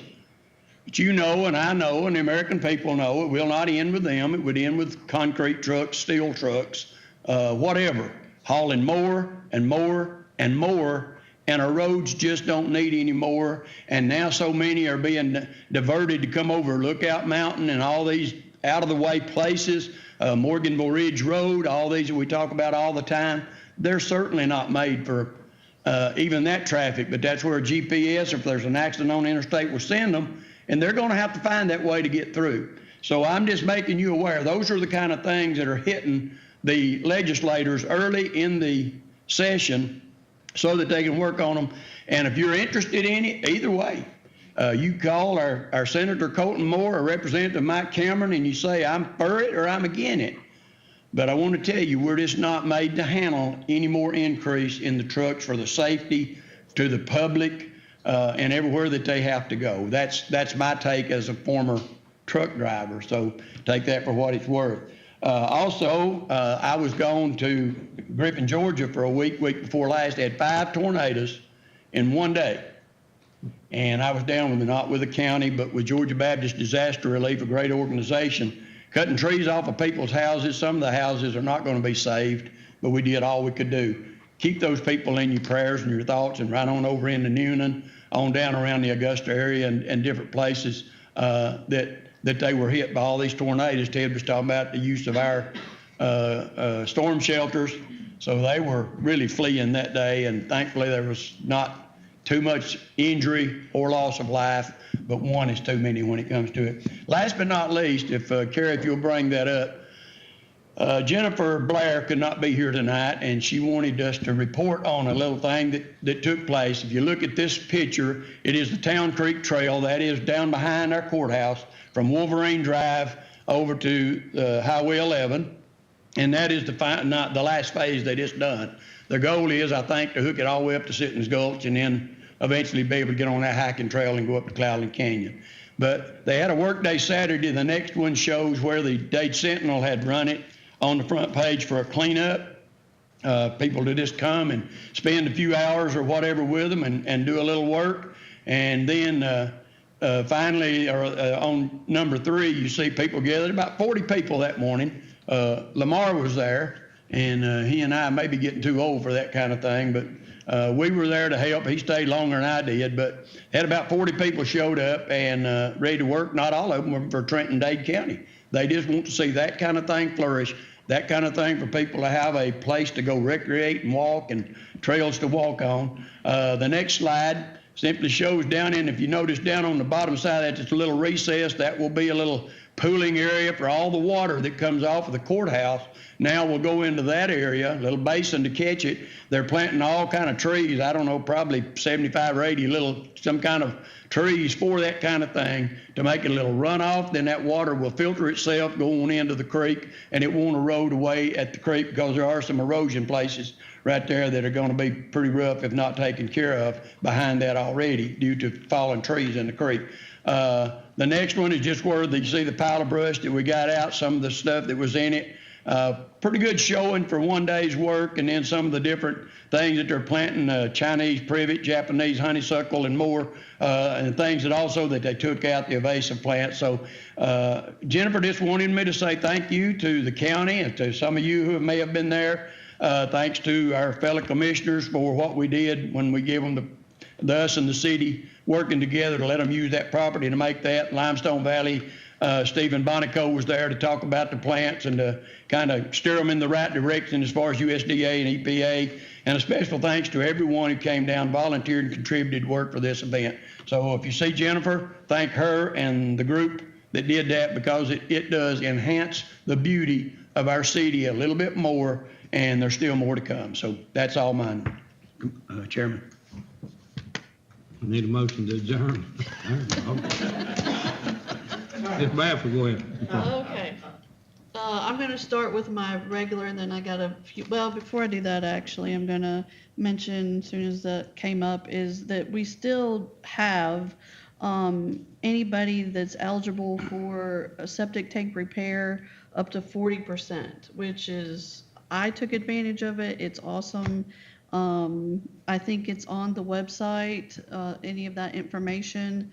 So look into that. It is wonderful. And then let me pull up my. And then we had with the rain and the cold, work orders more or less have been checking all the roads, repairing all the signs, trying to make sure all the signs are up. Everything should be repaired at this point. Of course, they fall and go as soon as they get fixed.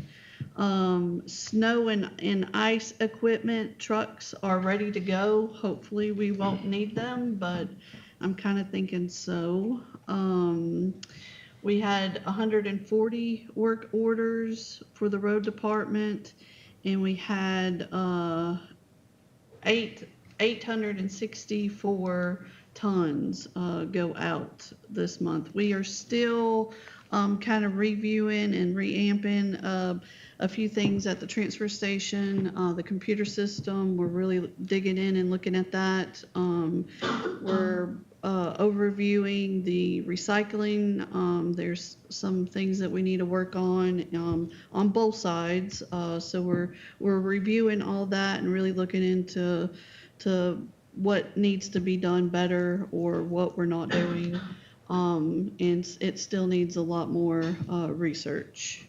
Then we should have a slideshow ready to go for Dade County Senior Center and the transportation. So this, where it's located down by the sports complex, phone numbers, when it's open, and then just kind of, there's a lot going on there. Call, find out what days things are happening. There's a lot going on. It's a really good activity place. And also in January, they serviced 1,742 meals, which is pretty awesome to the area. And then, which I've been kind of looking into this a little bit more and trying to get some numbers. I wasn't as familiar. I don't know if a lot of people are, but there, the transportation. First, anybody could use it. You just need to call and make sure that you have a request or a reservation. There's a couple, a day or so ahead that they need to know, so that they could plan it, because they do. Let me get to the next one, which these are numbers for this past year, correct, Carrie? That's right. Yeah, for the whole year. So this is pretty awesome, these numbers. Total trips, 10,288, and then you could see, the miles, the hours, and then confirmed trips, and then wheelchair trips, and then some that are non-seniors. So those numbers are pretty awesome, I feel like.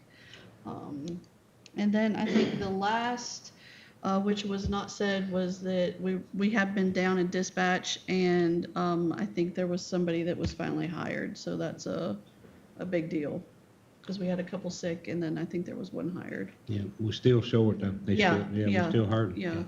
Yeah. So that's it for me. And I also mentioned too, we did, we're finishing up the concrete, there in the. Yes, yeah. That's a big deal. We've been on this for It's years. a huge deal, It's a huge deal. Yeah. And also too, I talked with the state, which Lookout is mainly state roads. Going across there is the main. So they're doing a much needed cleanup around Covenant with all those drainage issues. And then they said that they would be coming over and doing some down 136 too. So, and I will definitely get on them for some of those signs back in the Head River area. I know that they're kind of leaning some, so I'll be chatting with them about that. Okay. Anybody want to add anything? I would like to add on the septic tank grant. They were out of money a month ago. There's 8 more months left on the grant, but then they received some more funding. So I don't know how much more they got. So if you're interested, Yeah. you may want to go ahead and get on, because last time they waited till the very end, was trying to get people to add on. This time they were 8 months left on the grant, but they were already out of money. So Yep. if you're interested in that, you may want to Need to move, yeah. move quickly on it. Yeah. Ted, you mentioned something about, we was trying to get a dialysis here in the county. Have you heard That's anything? been about a year. Yeah, we've been working on it about a year. It's just something that Haven't heard don't have anything really positive. It's something we're still working on. What Lamar just said is, we have a lot of people that actually go to dialysis in the county, and not just in the county, but in our little territory, which goes into Alabama. And I've been trying for almost a year now to try to work with a group there to get a clinic here in Dade County. It would save from going all the way into Chattanooga now. So I don't really have anything really, positive or negative. I mean, it's still kind of in the works. So we'll keep you up on that as it goes along. Hopefully by summer we'll maybe have some really positive news, I hope, Yeah, well, these, I mean, even on here, those numbers are on here. Oh, yeah. So Yeah, those it'll are be- even people that are needing to drive, have somebody drive them, so. And that's not even counting the people that drive, they don't do the vans. Right. So it's a lot of people. Yeah. So. Okay, we'll move on, move down to Mindy Hayworth with our library. You can come up and talk to us. Thank you, Commissioners, County Executive Lamar. Very happy to see you back here, and glad you're doing better. We've all been thinking about you since last month. I just want to go through some of our January stats at the library. Circulations, that's how many books we moved. That includes our digital circulations as well. 3,204. Our door count in January, 2,250. That's a lot of folks. We had some really big programs, very popular programs this month at the library, so we're pretty excited. Computer use, 295, 496 printer pages. We sent 60 faxes. Our study rooms, I think word has gotten out on our study rooms. 25 people used our study rooms over the course of November. The meeting room was used twice. We added 56 new books to our collection. And someone had asked me about how many out-of-state patrons do we have in the library. So I looked that up. We have 626 folks that pay out-of-state, our $25 out-of-state fee to be able to use our library. All right, let's see. So some of our program highlights, we collaborated with Cloudland Canyon and one of their naturalists, Jerry Wallace, and they did a bat program. We offered it to both homeschoolers in the afternoon, early afternoon, and we offered it to after-school program for kids that were in school. And we had a total of close to 60 participants between the two come to that bat program. It was pretty exciting. We had a lot of activity there. Let's go back one more. I wanted to show the other one, our Pokemon League. That also saw 58 participants this month. It's offered twice a month, and we see all age ranges. You can see active participation. We pair some kids that are a little more experienced and better with brand new kids, so they all learn how to play. And I just like to, highlight that the Pokemon game, it's critical thinking skills, it's collaboration skills, it's reading skills, it's math skills, all in a really fun game and a really great collaborative environment. So second and fourth Thursday of every month, we do the Pokemon Club. And the Kids Club, we do a different STEAM activity every month, and that's on the first Thursday at 4. Lego Showdown is the third Thursday of every month. It's always a challenge where we put different challenges to the kids where they've got to compete, and we give little prizes out for that. I also want to highlight, the children's iPads. We just got those up. Those are preloaded with different programs specifically for children in the early reading area. So we're excited to have those up, and you can see they're already being put to use. And before we go on, I had yesterday, after I'd given my whole presentation to Carrie, we got something in the branch run that we've been waiting on. They're called launch pads. So it's one of our new services that we offer. These launch pads, they're preloaded tablets that you can check in and out from the library. There's no internet needed for them, but they are preloaded with educational reading apps. So read aloud storybooks, phonics, it's reading help, all the way from ages 2 to 11. There's 5 different levels on those programs. So please come by and check out some of our new launch pads. Those were provided through one of the grants that we were able to get through the State Library Association. Okay, our teen space hours, I announced that last month. Every Tuesday, Wednesday, and Thursday from 3 p.m. to close, we sort of cordon off that area, and we put some snacks. We put a little Keurig out there for them with hot chocolate and different things like that. And if you'll go to the next slide, one of our teens came in and said, "The snacks made my day. This is magical." And that just shows some of our snacks and stuff like that. So we're really glad to offer that. And we have seen an increase in our teen program over the course of this year. So we just want to encourage any teens that want to come out. Special program that we are going to be having throughout the month of February at the library. It is a collaboration between the Georgia Commission on the Holocaust and the Georgia Library System. Our branch gets to host this exhibit through the month of February. We're hoping it was supposed to be here today, but didn't come. So we're hoping that it arrives tomorrow through the courier system. It's a banner display exhibit where you can come in at your leisure and read the banners. It's highlighting World War II veteran William Alexander Scott III. He was a part of a segregated battalion in World War II. He was a photographer, and he captured the liberation of Buchenwald. So it's going to be a really exciting exhibit. We're really proud to be able to host it. So please come check it out at the library. And in collaboration with that, we're going to have an educator and historian come and do a special presentation on the historical context of World War II, of the Holocaust in World War II. How did it happen? She will be at the library on February 16th at 5 p.m. to give us that special presentation. So please come down. I'm sure there's always a little bit of information that we can learn about that. So we're excited to have her. Well, this happened tonight. And I think Sam told me we had 30 participants, kids come, plus parents come. She did STEAM activities on constellations, moon phases and rockets, and it was very well attended, and we were really happy to see all those families come. This month, our Young Creatives is going to be henna art with a teen volunteer, Ivy Knackley. I hope I pronounced her name right. She's going to be coming and doing henna tattoo, which is sort of ancient art form, using a henna paste that she prepares herself. So it's very safe, and she's excited to share that with us. I think she goes around to some of the local markets and has a booth. So we're excited to have her. Here's some of our 56 new books added to the collection. Please come check out our new book display. These are some of our children's books. You can see a lot of nonfiction. Nikki Giovanni is one of my favorite children's poets. I love her, and she came out with a new book titled The Library. So we added that to the collection. The Science of Light is super cool, all about bioluminescence and things that happen in our world with light. As always, please check us out, our Facebook page. We like to put all of our announcements on there. Go to Instagram and stay updated with what's happening.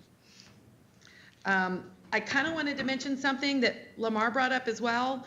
We are working on a cyber safety program that we're going to be having in the month of March. So I'm super excited to hear you talk about that in particular, and I might get with you to see if that can be part of the program that we're going to offer in the evening. We're hoping to get seniors. They are particularly susceptible to being targeted. My parents just got scammed. They target seniors, they come after you, and they play on your heartstrings. They find you on Facebook, and we're going to have somebody who works in cybersecurity come and do a program for anyone that's interested in learning how to protect yourself on telephone scams, internet scams. They target Facebook, they target PayPal, and I would love to get some of that information on those title scams as well. Yeah, we'll get with Kathy Page. Yes. So just wanted to throw that in. That's going to be happening in March after daylight savings, because it'll be in the evening, and we want everybody to make it home while it's still light out. So I'll have more on that at next month's meeting and let you know exactly when that's going to be. But you can always check our Facebook page or chrl.org for information on our calendar. Any questions for me? Still have the food box at the library? Yes, the little drive-by food box, that's in the library. We also have the care closet for donation items for clothes and things like that that we can donate to kids at the schools, the care closet. Hope to have a list next week or next month of all the places that have blessing boxes or. That would be great. I know we do get phone calls asking, we get phone calls a lot at the library asking if we have a blessing box and if there's any others around. So, all right, well, thank you very much. I appreciate your time. Okay, good report. Thank you. Miss Sarah Dyer. And Miss Laura Beth Cunningham. Yeah. He'll get you, just hang in. You'll get used to it.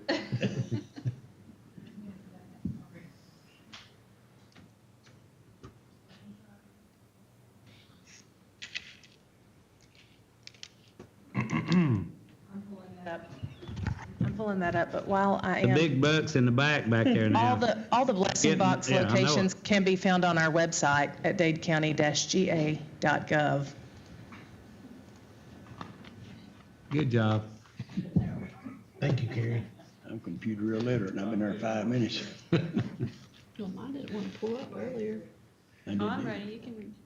So I'm starting off with the middle school. I've really enjoyed the older kids. I usually get a lot of little kids, but I do like the middle school age group. This month I taught them about bridges. There's 7 types of bridges, and we discussed how they're built and what they're made of and their different designs. And then I challenged them to make a bridge out of jelly beans and toothpicks, and surprisingly they did really well. A lot of them did cheat, and they used their phones and they looked up how to do it, so I was a little disappointed in that. Next time I will not allow their phones, but they did enjoy it, and it's kind of hard to keep their attention, but I think they really enjoyed that. My homeschool meeting this year, we talked all about apples. The majority of our apples come from Washington State. There's a lot of different apples. We made an apple craft, and then we tasted several apples that I went to the store and bought. So I always have a really good turnout with my homeschool kids, so I really like that little club. Our next meeting is going to be on the 15th. And then I'm actually going to have them do the bridges lessons too, but I'm going to let them use marshmallows. So maybe that'll be easier for them because they're a lot younger. Our monthly crab night in January, we made an owl out of a paper plate, and they painted them, and then they're all holding them. They're so cute. I love these little craft kids. Our next craft will be on the 17th, and we're going to make a little Valentine little turtle thing for their parents. Sarah's going to talk about this too, but we did postpone our bullseye challenge. Our shotgun team this year is 3 times the size of what it usually is.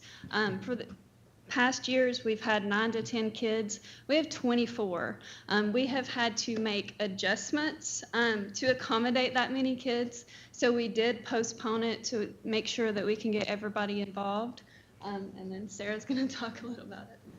Yes, and so with that, we try and cover some cost within the program from fundraisers that we've done, but they do pay a registration fee as well. But this is a very costly program. You can imagine guns, ammunition, clays. That's what they use to practice constantly. So we do have this fundraiser coming up. It will only work if all of you, your families, your friends, your neighbors come and spend $5. That's what we're asking. So if you come and you spend $5, you get to select one shotgun team member or coach to challenge a law enforcement officer. Make it real fun. Get the 2 different law enforcement officers to try it, or 2 shotgun kids. So what they'll be doing is BB challenges. So this is typical of the BB competition. So they will take 10 shots at a BB target. So it is not a shoot-off, but we will have that going on. You can pick who you want to challenge. You can spend more than $5 if you'd like to challenge a couple different folks. So please come out and support that. Again, February 18th. So this is the last you'll hear about it publicly, besides our Facebook page and the newspaper. So please come out and join us on that Saturday. We did host our Magic in the Mountains Winter Classic. This is a youth livestock show for 4-H and FFA exhibitors. We welcome exhibitors from all across the state of Georgia or anywhere in the nation. So when we host this event, we do get exhibitors from all across Georgia and the Southeast pretty typically.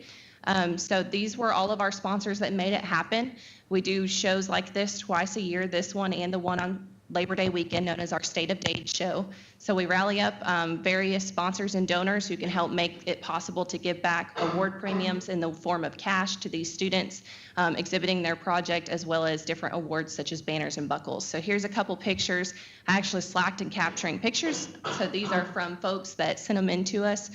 So you can see there's actually a few of our Dade County 4-Hers in those shots as well. But it was a great turnout. We had about 90 head of ewes and does shown by 37 exhibitors. So about 150 folks showed up to this. Our State of Dade show, Labor Day weekend, go ahead and put on your calendars. Every year it's Labor Day weekend, and it is double the size, so it is huge. And we did have kids from all across the Southeast. Our Dade Greater Gardener series met in January. We are coming to the end of that 12-month series. So those that are registered, the next program is February 16th, and we will have Stephen Bonico talking about NRCS options available to homeowners or home gardeners. The next Tri-State Beekeepers Association meeting will be Monday, February 20th at the Ag Center. And then the Tri-State Cattlemen's Association meeting will be the next night, Tuesday, February 21st, but it will be over in Walker County. We rotate back and forth. So join us at that one. We will have the state Georgia Cattlemen's Association. Excuse me, I'm sorry, this one is in Dade County. I apologize.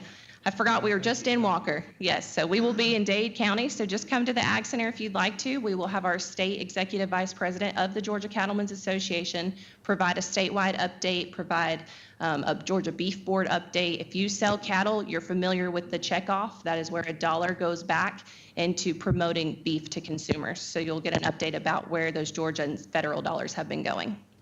Any questions? A lot of stuff. Okay, thank you. Thank you. Good report. Good report.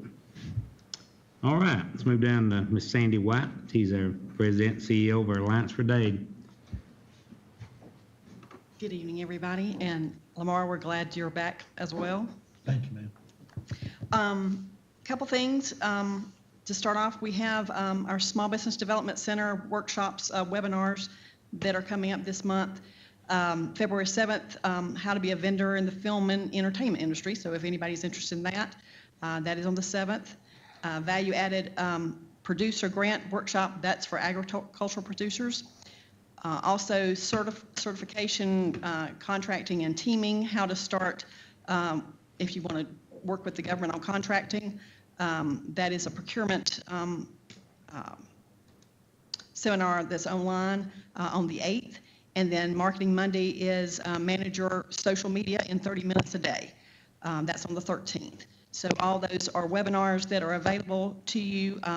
Just contact us at the Alliance, and we'll be happy to give you those links and that information.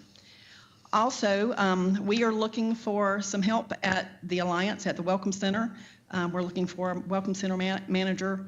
Unfortunately, we lost Margot, and she is moving back home to near Nashville. And so anyway, if you, we have information posted on our website and our Facebook. And if you know of anybody, just send them our way.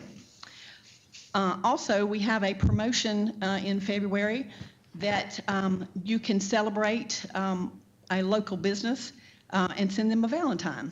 So it's called Virtual Valentine. We have information on our Facebook page, in our newsletter, and you can see me. I can give you the link as well.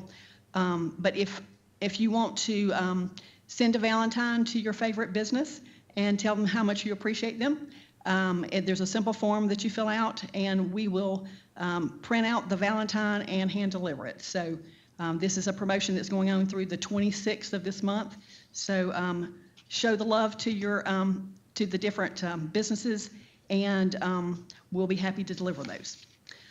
Our January stats, we had 4 residents come in the Welcome Center in January, 20 visitors and 24 calls. And then a couple things coming up. This Saturday is the Tri-State Humane Society's Bingo and Chili Soup Supper. That is a fundraiser for them. Come out, have some fun, and support the Humane Society. Also coming up is the personal firearms classes that Uncle Laura's Outpost is starting. That date has changed to February 13th for the first class. And then lastly, we are taking the tourism dollars and promoting the county. This is one of the first ads that we're doing. This ad is in the digital Georgia State Parks Guide, and I'm happy to report that this our ad will get a lot of exposure. Typically, that digital guide gets 35,000 to 45,000 page views a month. In January, which is when our ad went in, they got 109,222 page views.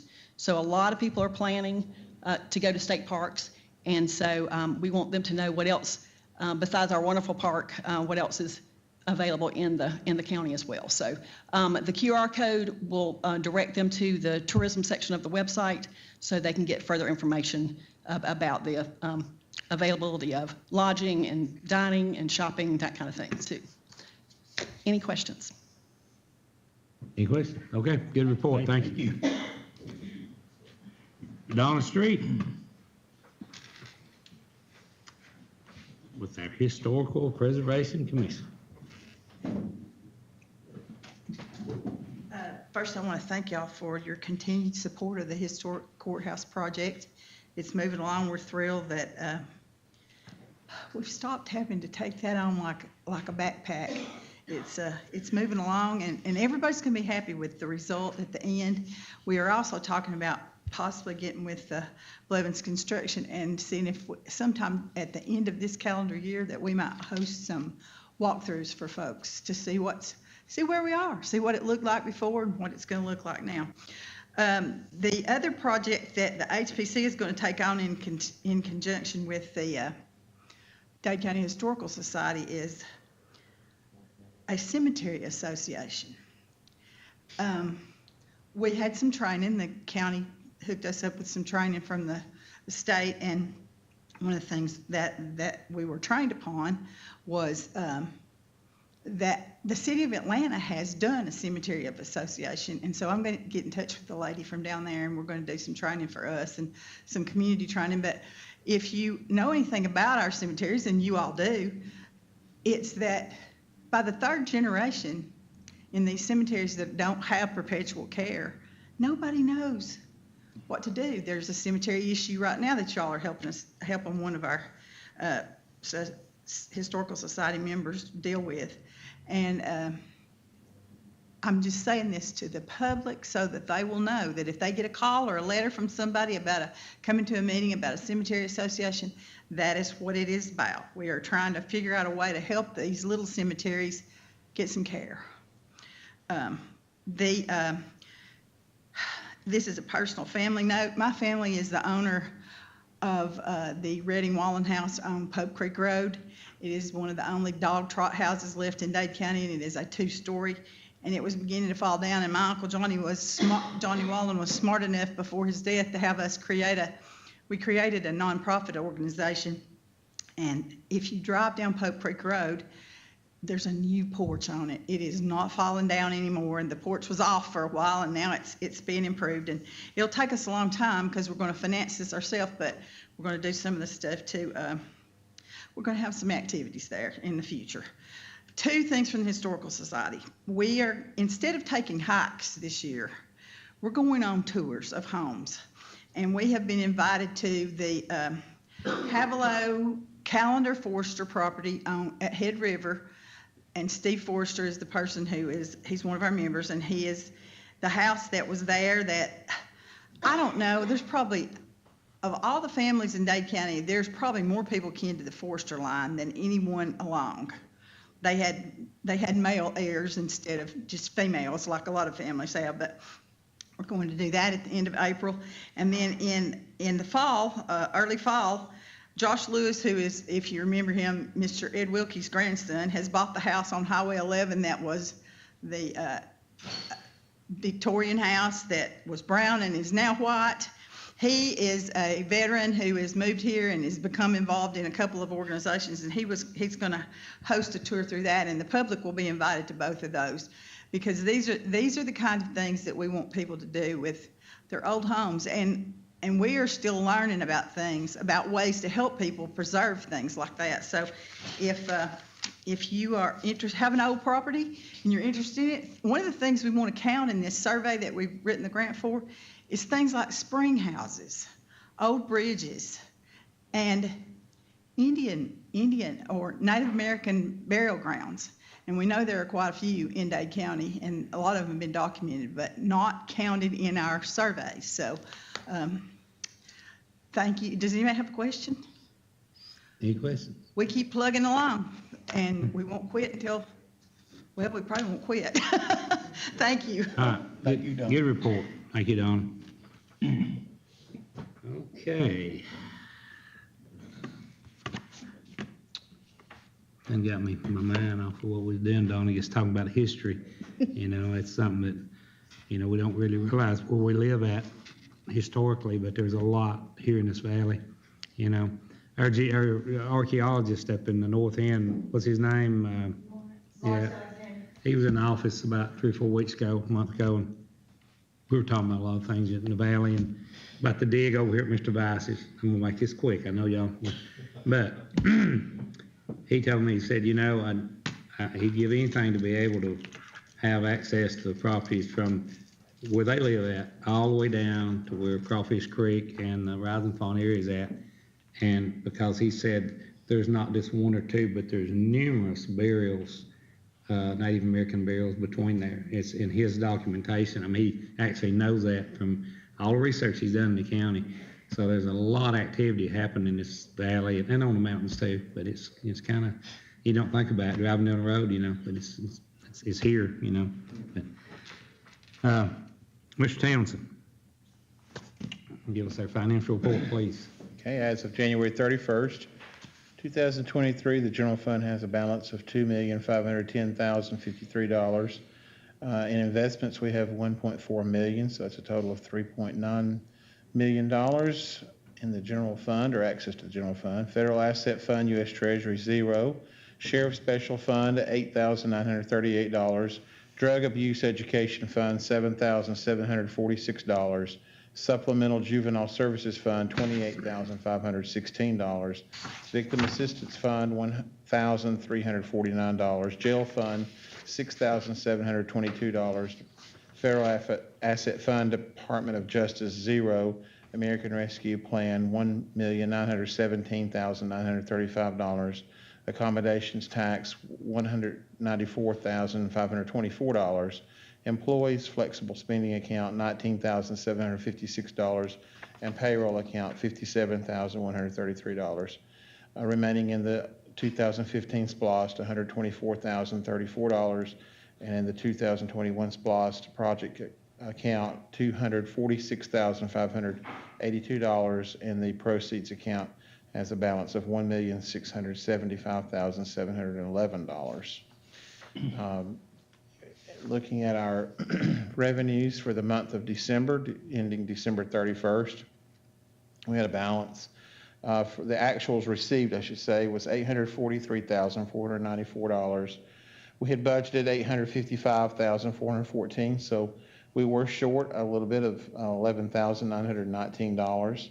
Year to date, we have collected $8,700,484, and we had budgeted $8,452,982.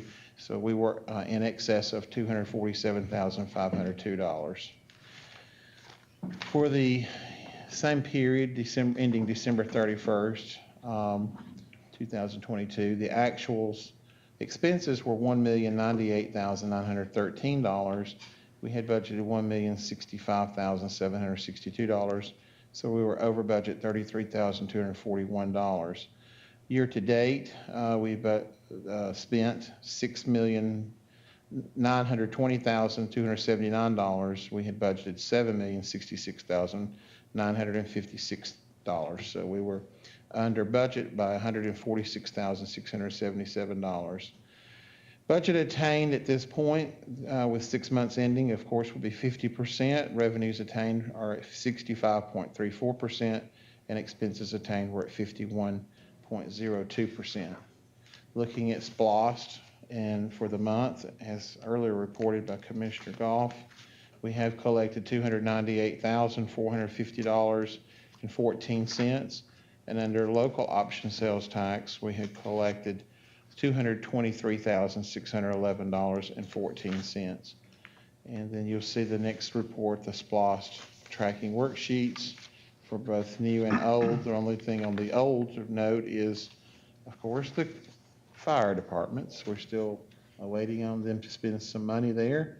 And it says they have a balance of $90,887. So we're getting closer.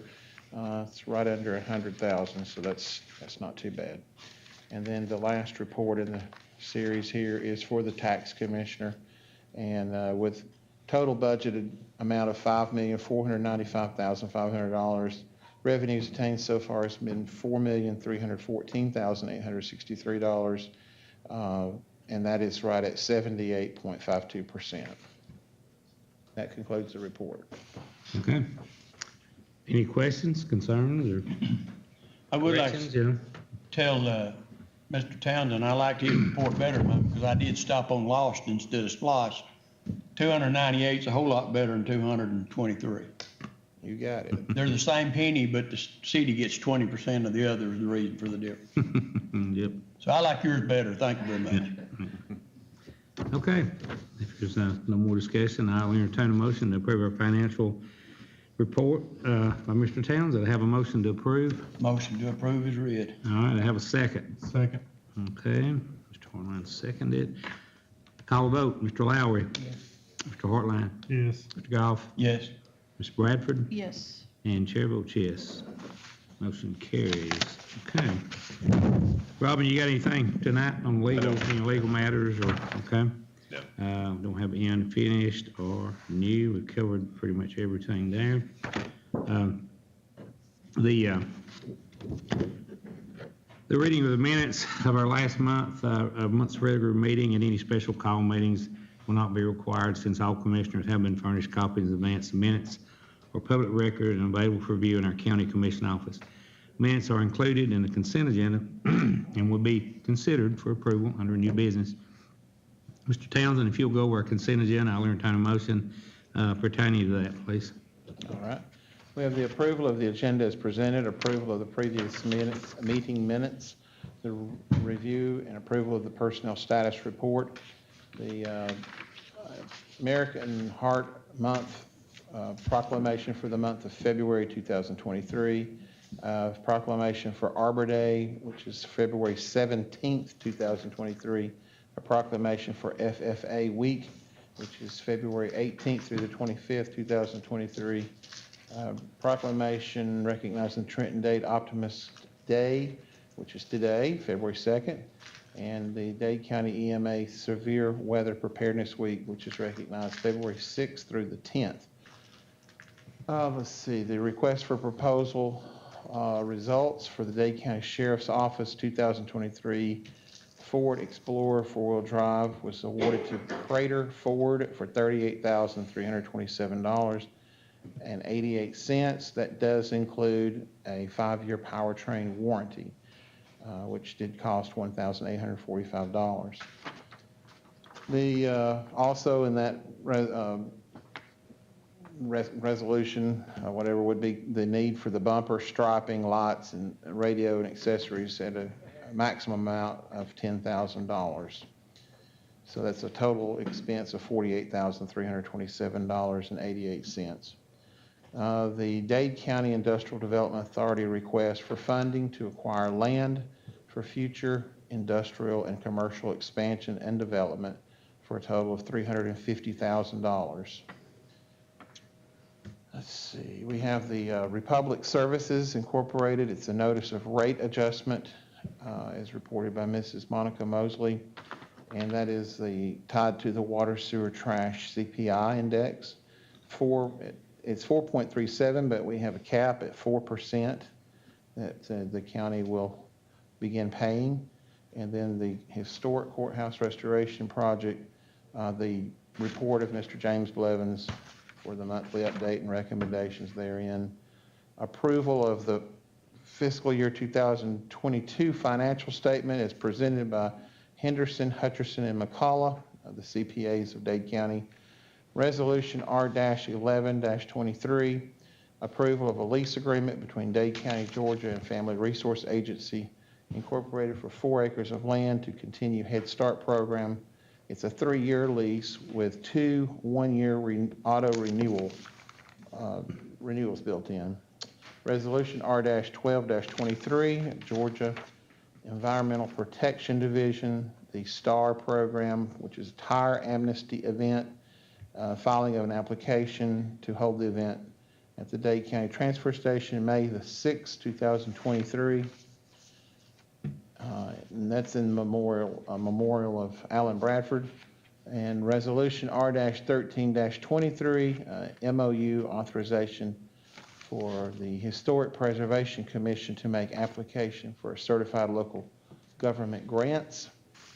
Resolution R-09-23, a memorandum of understanding between the Board of Regents of the University System of Georgia by and on behalf of UGA Cooperative Extension and Dade County for the provision of a cooperative extension service and personnel in Dade County. And it's option B, I believe is the one. And then abandonment of a county road, which is Owenby Filler Road, has ceased to be used by the public to the extent that no substantial public purpose is served. And this authorizes the county attorney to issue the legal notices as required by law in the legal organ for a 2-week period. And also there'll be calling of a public hearing, probably 5:30 or so, 5:45, whatever, at the next regular meeting, I guess would be March the 2nd, 2023. And we have a resolution R-14-23, a disposal of surplus county property on govdeals.com, which is 2003 CAT excavator, and 3 salt spreaders sold in one lot. Okay. That's a mouthful. That's it. Any questions? Okay, if not, I'll entertain a motion to approve our consent agenda as presented. I have a motion. Motion to approve. Okay, do I have a second? I'll second that. Okay, Ms. Bradford, thank you. I'll call a vote. Mr. Lowry, Yes. Mr. Hartline, Yes. Mr. Goff, Yes. Ms. Bradford, Yes. chair votes yes. Motion carries. Okay. Well, we don't have any executive session tonight. Any reason? Anyone want to add anything, commissioners? Anything? No. Okay, if not, I'll entertain a motion to adjourn our meeting. I have a motion. I have a second. Second. Okay, we'll call a vote. Mr. Lowry, Yes. Mr. Hartline, Yes. Mr. Goff, Yes. Mr. Bradford, Yes. chair votes yes. We appreciate everyone staying with us tonight, and we really do. And be careful, it's wet outside, and looks like it's going to continue to be wet through the night, so appreciate all of you. I need to pass an order.